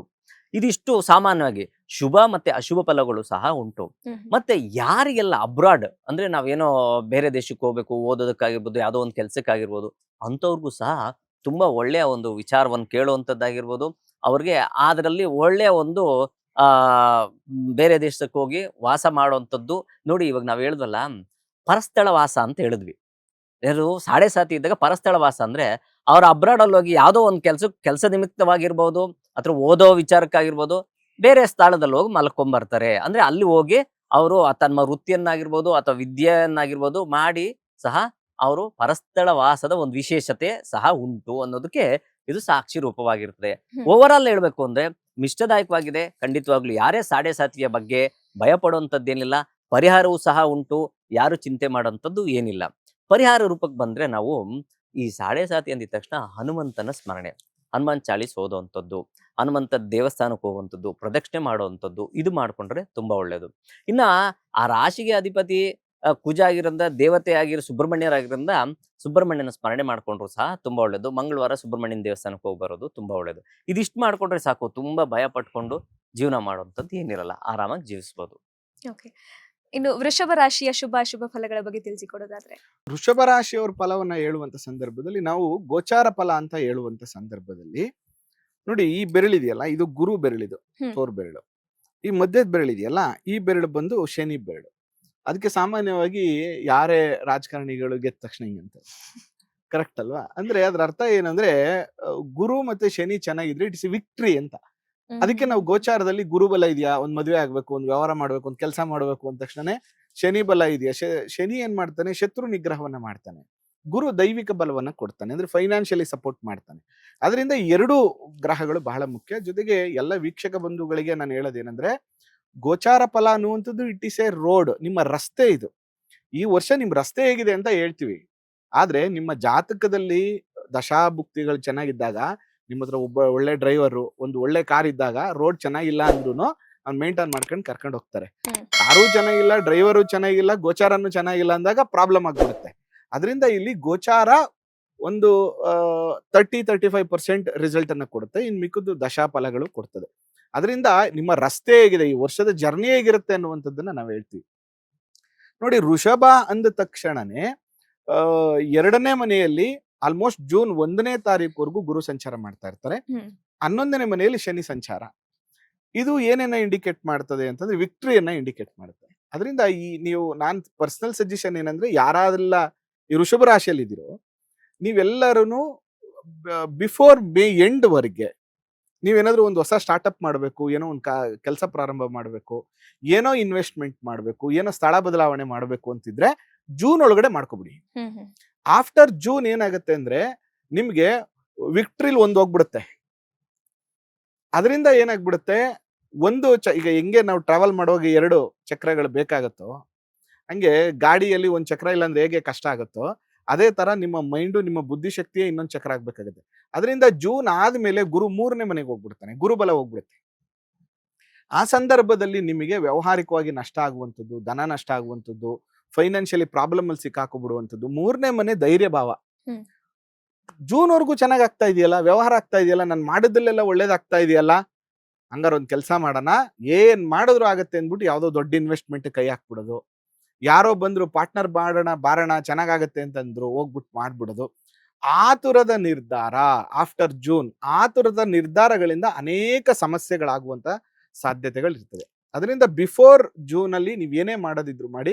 ಆಫ್ಟರ್ ಜೂನ್ ಹೊಸ ಇನ್ವೆಸ್ಟ್ಮೆಂಟು, ಪಾರ್ಟ್ನರ್ಶಿಪ್ಪು, ಹೊಸ ಕೆಲ್ಸಕ್ಕೆ ಕೈ ಹಾಕುವಂಥದ್ದು, ಯಾರ ಜೊತೆನೋ ವ್ಯವಹಾರ ಮಾಡುವಂಥದ್ದು, ಯೂಜ್ ಇನ್ವೆಸ್ಟ್ಮೆಂಟ್ ಮಾಡುವಂಥದ್ದು, ಈ ತರದ್ದೆಲ್ಲ ಮಾಡ್ಲಿಕ್ಕೆ ಹೋಗ್ಬೇಡಿ. ಅದರಲ್ಲೂ ಕೂಡ ವಿಶೇಷವಾಗಿ ಶುಕ್ರ ಅಂದ ತಕ್ಷಣನೇ ಸೀರೆ ವ್ಯಾಪಾರ ಮಾಡುವಂಥವ್ರು, ಜ್ಯುವೆಲರಿ ಶಾಪ್ ನಡೆಸುವಂಥವ್ರು, ಬೆಳ್ಳಿ ವ್ಯಾಪಾರ ಮಾಡುವಂಥವ್ರು, ಕರಕುಶಲ ವಸ್ತುಗಳು ತಯಾರಿಕೆ ಮಾಡುವಂಥವ್ರು, ಆಕ್ಟ್ರಸ್ಸು, ಸಿನಿಮಾ ನಟ ನಟಿಯರು, ಏನಾದರೂ ವೃಷಭ ರಾಶಿಯಲ್ಲಿ ಹುಟ್ಟಿದ್ರೆ, ಮತ್ತೆ ಚಾನಲ್ಸು, ಆಂಕರಿಂಗ್ ಮಾಡುವಂಥವ್ರು, ಈ ಥರದ್ದೆಲ್ಲ ಕೆಲಸ ಮಾಡುವಂಥವ್ರು ವೃಷಭ ರಾಶಿಯಲ್ಲಿ ಹುಟ್ಟಿದ್ರೆ ಜೂನ್ವರೆಗೂ ಇಸ್ ಎ ಬೆಸ್ಟ್ ಟೈಮ್. ನೀವೇನಾದ್ರು ಮಾಡೋದಿದ್ರೆ ಜೂನ್ವರೆಗೂ ಮಾಡ್ಕೊಳ್ಳಿ. ಆಫ್ಟರ್ ಜೂನ್ ಬೇಡ. 11ನೇ ಮನೆಯಲ್ಲಿ ಶನಿ ಸಂಚಾರ ಮಾಡ್ತಾ ಇರೋದ್ರಿಂದ ಈ ವರ್ಷ ಓವರ್ ಆಲ್ ನಿಮ್ಮ ವ್ಯಾವಹಾರಿಕವಾಗಿ ಲಾಭ ಅಂತೂ ಇರ್ತದೆ, ಗಳಿಕೆ ಅಂತೂ ಇರ್ತದೆ. ಈ ವರ್ಷ ಏನು ನಿಮಗೆ ಲಾಸ್ ಏನಿಲ್ಲ, ನೀವು ಮಾಡುವಂಥದ್ರಲ್ಲಿ ಧನ ಸಂಪಾದನೆ ಇರುತ್ತೆ. ಬಟ್ ಪ್ರಾಬ್ಲಮ್ ಏನಾಗುತ್ತೆ, ವೃಷಭ ರಾಶಿಯವರಿಗೆ ಅಷ್ಟಮಾಧಿಪತಿ ಗುರು, ಅಷ್ಟಮ ಅಂದ ತಕ್ಷಣ ಇಲ್ಲಿ ಏನಾಗುತ್ತೆ, ಆರೋಗ್ಯ ಸಮಸ್ಯೆ. 2ನೇ ಆಯುಷ್ಯ ಭಾವ 3ನೇ ಮನೆ, ಆ ಮನೆಯಲ್ಲಿ ಗುರು ಸಂಚಾರ ಮಾಡುವಾಗ ಏನ್ ಮಾಡ್ತಾನೆ ಅಂದ್ರೆ ಆರೋಗ್ಯದಲ್ಲಿ ವ್ಯತ್ಯಾಸ ಮಾಡ್ತಾನೆ. ಸಂಪಾದನೆ ಆಗ್ತಾ ಇದೆ ಈ ಕಡೆ, ಒಂದಷ್ಟು ದುಡ್ಡನ್ನ ತೆಗೆದುಕೊಂಡೋಗಿ ಆಸ್ಪತ್ರೆಗೆ ಕೊಡುವಂತ, ಅದರಲ್ಲೂ ಕೂಡ ಗಂಟ್ಲು, ಲಂಗ್ಸು, ಹೊಟ್ಟೆಗೆ ಸಂಬಂಧಪಟ್ಟಂಥದ್ದು, ಬೊಜ್ಜು ಜಾಸ್ತಿ ಆಗುವಂಥದ್ದು, ಸ್ವೀಟ್ ಜಾಸ್ತಿ ತಿನ್ನುವಂಥದ್ದು. ಈ ವರ್ಷ ಜಿಮ್ಮು ಗಿಮ್ಮು ಏನ್ ಮಾಡ್ತಾ ಇದೀರಲ್ಲ, ನೀವ್ ಯಾರು ಈ ವರ್ಷ ಮಾಡಲ್ಲ, ಸೋಮಾರಿತನ ಬಂದ್ಬಿಡುತ್ತೆ. ಯೋಗ ಮಾಡ್ತಾ ಇರೋರು ಅಯ್ಯೋ ಅನ್ನುವಂಥ ಪರಿಸ್ಥಿತಿ ಬರುತ್ತೆ. ಬಟ್ ಅದು ಯಾವುದೇ ಕಾರಣಕ್ಕೂ ಆಲಸ್ಯತನವನ್ನ ಮಾಡ್ಕೋಬಾರ್ದು. ಸ್ವಲ್ಪ ಅನಾರೋಗ್ಯಕ್ಕೋಸ್ಕರ ಈ ವರ್ಷ ನೀವು ದುಡ್ಡನ್ನ ಖರ್ಚು ಮಾಡುವಂತ ಪರಿಸ್ಥಿತಿ ಆಫ್ಟರ್ ಜೂನ್ ಬರುತ್ತೆ. ಇದ್ರ ಬಗ್ಗೆ ನೀವು ಸ್ವಲ್ಪ ಎಚ್ಚರಿಕೆಯನ್ನು ತಗೋಬೇಕು. ಜೊತೆಗೆ ರಾಹು ಕೇತುಗಳ ಬದಲಾವಣೆಗಳಾಗ್ತಾ ಇದೆ. ಆಲ್ಮೋಸ್ಟ್ ಡಿಸೆಂಬರ್ ತಿಂಗಳಲ್ಲಿ ಬದಲಾವಣೆ ಆಗುತ್ತೆ. ಆ ಟೈಮಲ್ಲಿ ವೃಷಭ ರಾಶಿಯವರ ತಂದೆಯವರ ಆರೋಗ್ಯದ ಮೇಲೆ, ಮತ್ತೆ ವೃತ್ತಿ, ಪ್ರೊಫೆಷನ್ ಅಂತ ಏನ್ ಕರಿತೀವಿ, ಆ ವೃತ್ತಿಯಲ್ಲಿ ಒಂದು ಸ್ವಲ್ಪ ಜರ್ಕ್ ಹೊಡಿಯುತ್ತೆ, ಸ್ವಲ್ಪ ಪ್ರಾಬ್ಲಮ್ ಆಗುತ್ತೆ. ಅದರಿಂದ ಆ ಟೈಮಲ್ಲಿ ಸ್ವಲ್ಪ ಎಚ್ಚರಿಕೆಯನ್ನು ತಗೊಳ್ಳಿ. ಆಫ್ಟರ್ ಜೂನ್ ನೀವು ಬೇಕು ಅಂತಂದ್ರೆ ನೀವೇನ್ ಮಾಡ್ಬೋದು, 2 ಸಣ್ಣ ಪರಿಹಾರಗಳನ್ನ ಮಾಡ್ಕೊಳ್ಳಿ. ಒಂದು, ಕ್ಷೇತ್ರ ದರ್ಶನ. ಯಾವುದು ನದಿ ದಡದಲ್ಲಿರುತ್ತೋ ಅಂತಹ ಶಿವನ ದೇವಸ್ಥಾನಕ್ಕೆ ಹೋಗ್ಬಿಟ್ಟು ಪೂಜೆ ಮಾಡಿಸ್ಕೊಂಡು ಬನ್ನಿ, ಅಥವಾ ನಿಮ್ಮ ಕುಲದೇವರಿಗೆ ರೆಗ್ಯುಲರ್ ಆಗಿ ಹೋಗ್ಬಿಟ್ಟು ಬನ್ನಿ. ಜೊತೆಗೆ ಪ್ರತಿ ಶುಕ್ರವಾರದ ದಿನ ಸ್ನಾನ ಮಾಡುವಾಗ ಸ್ವಲ್ಪ ರೋಸ್ ವಾಟರ್, ಆ ರೋಸ್ ವಾಟರ್ನ ನೀರಲ್ಲಿ ಹಾಕ್ಬಿಟ್ಟು ಸ್ನಾನ ಮಾಡಿ. ಜೊತೆಗೆ ಪ್ರತಿದಿನ ಲಕ್ಷ್ಮೀ ಸ್ತೋತ್ರ, ಲಕ್ಷ್ಮೀ ಅಷ್ಟೋತ್ತರವನ್ನ ಪಠನೆ ಮಾಡ್ತಾ ಬನ್ನಿ. ಶುಕ್ರವಾರದ ದಿನ ಸಂಜೆ 5 ಗಂಟೆಯಿಂದ 7 ಗಂಟೆ ಈ ಬಿಫೋರ್ ಟೈಮಲ್ಲಿ ಲಕ್ಷ್ಮೀ ದೇವಸ್ಥಾನ ಅಥವಾ ಅಮ್ಮನವ್ರ ದೇವಸ್ಥಾನಕ್ಕೆ ಹೋಗ್ಬಿಟ್ಟು ಒಂದು ಅರ್ಚನೆ ಮಾಡಿಸ್ಕೊಂಡು ಬನ್ನಿ. ಇದರಿಂದ ಆಗುವಂತಹ ಸಮಸ್ಯೆಗಳು ಖಂಡಿತವಾಗಿಯೂ ಕಡಿಮೆ ಆಗುತ್ತೆ. ಓವರ್ ಆಲ್ ವೃಷಭ ರಾಶಿಯವರಿಗೆ 2026 ಹೇಗಿರುತ್ತಪ್ಪ ಅಂದ್ರೆ 50-50. ಜೂನ್ವರೆಗೂ ಚೆನ್ನಾಗಿದೆ, ಜೂನ್ ಆದ್ಮೇಲೆ ಓಕೆ. ಅದರಿಂದ ಸ್ವಲ್ಪ ಎಚ್ಚರಿಕೆ ನಿರ್ಧಾರಗಳನ್ನು ತಗೊಂಡ್ರೆ ಖಂಡಿತವಾಗಿ ಈ ವರ್ಷ ಶುಭದಾಯಕವಾದಂತಹ ಫಲಗಳು ಅವ್ರಿಗೆ ಪ್ರಾಪ್ತಿ ಆಗುತ್ತೆ. ಧನ್ಯವಾದ ಗುರುಜಿ. ಸೊ ವೃಷಭ ರಾಶಿಯವರ ಬೆಸ್ಟ್ ಟೈಮ್ ಯಾವುದು, ಯಾವ ರೀತಿ ಅವರ ಆರ್ಥಿಕ ಸ್ಥಿತಿಗತಿ, ಆರೋಗ್ಯ ಇರುತ್ತೆ ಅಂತ ತಿಳ್ಕೊಂಡ್ವಿ. ಗುರುಜಿ, ಈಗ ಮಿಥುನ ರಾಶಿಯವರ ಬೆಸ್ಟ್ ಟೈಮ್, ಹಾಗೆ ಅವರ ಆರೋಗ್ಯ, ಆರ್ಥಿಕ ಸ್ಥಿತಿಗತಿ, ಯಾವ ರೀತಿ ಎಚ್ಚರಿಕೆ ವಹಿಸಬೇಕು, ಇದ್ರ ಬಗ್ಗೆ ತಿಳಿಸ್ಕೊಡೋದಾದ್ರೆ. ಓಕೆ. ಮಿಥುನ ರಾಶಿ ಅಂದಿದ ತಕ್ಷಣ ಸ್ವಲ್ಪ ಡ್ಯೂಯಲ್ ಮೈಂಡ್, ಅಂದ್ರೆ ದ್ವಿಸ್ವಭಾವ ರಾಶಿ ಅಂತ ಹೇಳ್ತೀವಿ. ಯಾವುದೇ ಒಂದು ವಿಚಾರ ತಗೊಳಕ್ ಹೋಗಿದ್ರು ಸ್ವಲ್ಪ ಯೋಚನೆ ಮಾಡ್ತಾರೆ, ಕನ್ಫ್ಯೂಸ್ ಆಗುವಂಥದ್ದು. ಅದು ಮಾಡ್ಬೇಕೋ ಬೇಡವೋ, ಯಾವುದೋ ಒಂದು ಫಂಕ್ಷನ್ಗೆ ಹೋಗ್ಬೇಕು, ಅಲ್ಲ ಇನ್ನೊಂದು ಹೋಗ್ಬೇಕು, ಮತ್ತೊಂದು ಹೋಗ್ಬೇಕು ಅಂದ್ರೆ ರೋಡ್ ಕನ್ಫ್ಯೂಸ್ ಆಗುವಂಥದ್ದು. ಅಥವಾ ಇದಕ್ಕಿದ್ದಂಗೆ ಈ ಬಟ್ಟೆ ಬೇಡ, ಇನ್ನೊಂದು ಬಟ್ಟೆ ಚೇಂಜ್ ಮಾಡ್ಕೊಂಡ್ಬಿಡೋಣ, ಈ ರೀತಿ ಆ ರೀತಿಯಾದಂತ, ಅಂದ್ರೆ ಅದೇ ರೀತಿ 2 ರೀತಿಯಾದಂತಹ ಮೈಂಡ್ ಅವರು ಓಡುವಂತ ಸಾಧ್ಯತೆಗಳು ಹೆಚ್ಚಾಗಿರ್ತದೆ. ಅದೇ ರೀತಿ ಆ ಒಂದು ಭಾವದಲ್ಲಿ ಈಗ ಗುರುವಿನ ಸಂಚಾರ ನಡೀತಾ ಇದೆ. ದಶಮ ಭಾವ, ಕರ್ಮ ಭಾವದಲ್ಲಿ ಶನಿಯ ಸಂಚಾರ ನಡೀತಾ ಇದೆ, ಶನಿ ಮಹಾತ್ಮರು. ಅದೇ ರೀತಿ ಚಂದ್ರ, ಶುಕ್ರ ಮತ್ತೆ ರವಿಯ ಸಂಚಾರ ನಡೀತಾ ಇದೆ. ರಾಶ್ಯಾಧಿಪತಿಯಾದಂತಹ ಬುಧ ಭಾಗ್ಯಭಾವದಲ್ಲಿ ಸ್ವಲ್ಪ ಮಟ್ಟಿಗೆ ಪೀಡಿತನಾಗಿದ್ದಾನೆ. ಆಗೇನಾಗುತ್ತೆ ಅಂದ್ರೆ ಸ್ವಲ್ಪ ದಿನಗಳ ಮಟ್ಟಿಗೆ ವೃಷಭ ರಾಶಿಯವರಿಗೆ ಆರೋಗ್ಯದಲ್ಲಿ ಸ್ವಲ್ಪ ವ್ಯತ್ಯಾಸ ಕಾಣುತ್ತೆ, ಸ್ವಲ್ಪ ಮಟ್ಟಿಗೆ. ಕರ್ಮದಲ್ಲಿ ಅಂದ್ರೆ ನೀವು ಮಾಡುವಂತಹ ಕೆಲಸದಲ್ಲೂ ಸಹ ಸ್ವಲ್ಪ ವ್ಯತ್ಯಾಸ ಕಾಣುವಂಥದ್ದು, ಅಥವಾ ಕೆಲಸ ಬಿಟ್ಬಿಟ್ಟಿದೀವಿ, ಬೇರೆ ಕೆಲಸ ಹುಡುಕ್ತಾ ಇದೀವಿ, ಯಾಕೋ ಸರಿಯಾಗಿ ಸಿಗ್ತಾ ಇಲ್ಲ ಅನ್ನೋ ರೀತಿ ಆಗುವಂಥದ್ದು. ಅಥವಾ ಓದಿದರೆ ಅವ್ರು ಓದಕ್ಕೆ ಕರೆಕ್ಟ್ ಆಗಿರುವಂತ ಯಾವ್ದು ಕೆಲಸ ಸಿಗ್ತಾ ಇಲ್ಲ, ಆ ಓದಿಗೂ ಮತ್ತೆ ಕೆಲಸಕ್ಕೂ ಸಂಬಂಧ ಇಲ್ದಿರೋ ಕೆಲಸ ಮಾಡೋವಂಥದ್ದು. BE ಮಾಡ್ಬಿಟ್ಟಿರ್ತಾರೆ, ಯಾವ್ದೋ ಅಕೌಂಟ್ಸ್ ಫೀಲ್ಡ್ ಅಲ್ಲಿ ಇರ್ತಾರೆ, ಇಲ್ಲ BCom ಮಾಡ್ಬಿಡ್ತಾರೆ, ಯಾವ್ದೋ ಸೇಲ್ಸ್ ಫೀಲ್ಡ್ ಅಲ್ಲಿ ಇರ್ತಾರೆ. ಈ ರೀತಿಯಾದಂತಹ ವಿಭಿನ್ನವಾದಂತಹ ವೃತ್ತಿಯಲ್ಲಿ ಅವರು ತೊಡಕೊಳ್ತಾರೆ, ಯಾಕಂದ್ರೆ ವಿಧಿ ಇಲ್ಲ. ಅದೇ ರೀತಿ ಜನ್ಮ ಗುರುವಿನ ಒಂದು ಸಂದರ್ಭ ನಡೆಯುವಂಥದ್ದು. ಇಷ್ಟೆಲ್ಲ ಇದ್ದಾಗ ಗುರುವಿನ ಪಲ್ಲಟ, ಗುರುವಿನ ಸಂಚಾರವು ಸಹ ಪ್ರಾರಂಭವಾಗುತ್ತೆ. ಗುರುವಿನ ಸಂಚಾರ ಯಾವಾಗ ಪ್ರಾರಂಭವಾಗುತ್ತೋ ಅದು ವಾಕ್ಸ್ಥಾನ, ಧನಸ್ಥಾನ, ಕುಟುಂಬ ಭಾವದಲ್ಲಿ ಆ ಗುರು ಸಂಚಾರ ಮಾಡ್ಲಿಕ್ಕಿದ್ದಾರೆ ಕರ್ಕ ರಾಶಿಯಲ್ಲಿ.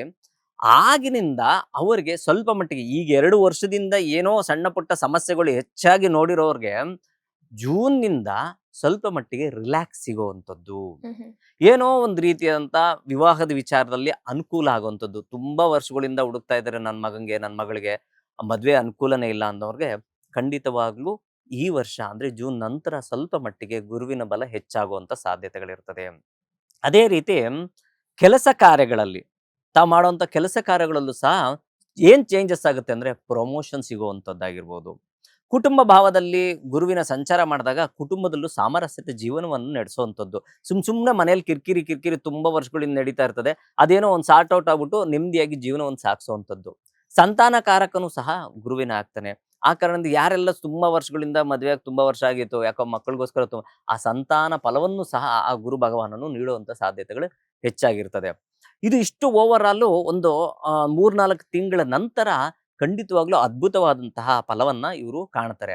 ಆದ್ರೆ ಈ ರಾಶಿಗೆ ಗುರು ಅಷ್ಟು ಒಳ್ಳೆಯವರಲ್ಲ. ಹಾಗಾಗಿ ನಾವು ಡೈರೆಕ್ಟ್ ಆಗಿ ಗುರುವಿಗೆ ಏನು ಪರಿಹಾರ ಮಾಡ್ಕೋಬೇಕು ಅದನ್ನ ಮಾಡದೆ ಗುರುಗಳ ದೇವಾಲಯಗಳಿಗೆ ಹೋಗುವಂಥದ್ದು. ಸಾಮಾನ್ಯವಾಗಿ ರಾಘವೇಂದ್ರ ಸ್ವಾಮಿಗಳು ಹೋಗುವಂಥದ್ದು, ಪ್ರದಕ್ಷಿಣೆ ಮಾಡುವಂಥದ್ದು, ನಮಸ್ಕಾರ ಮಾಡುವಂಥದ್ದು.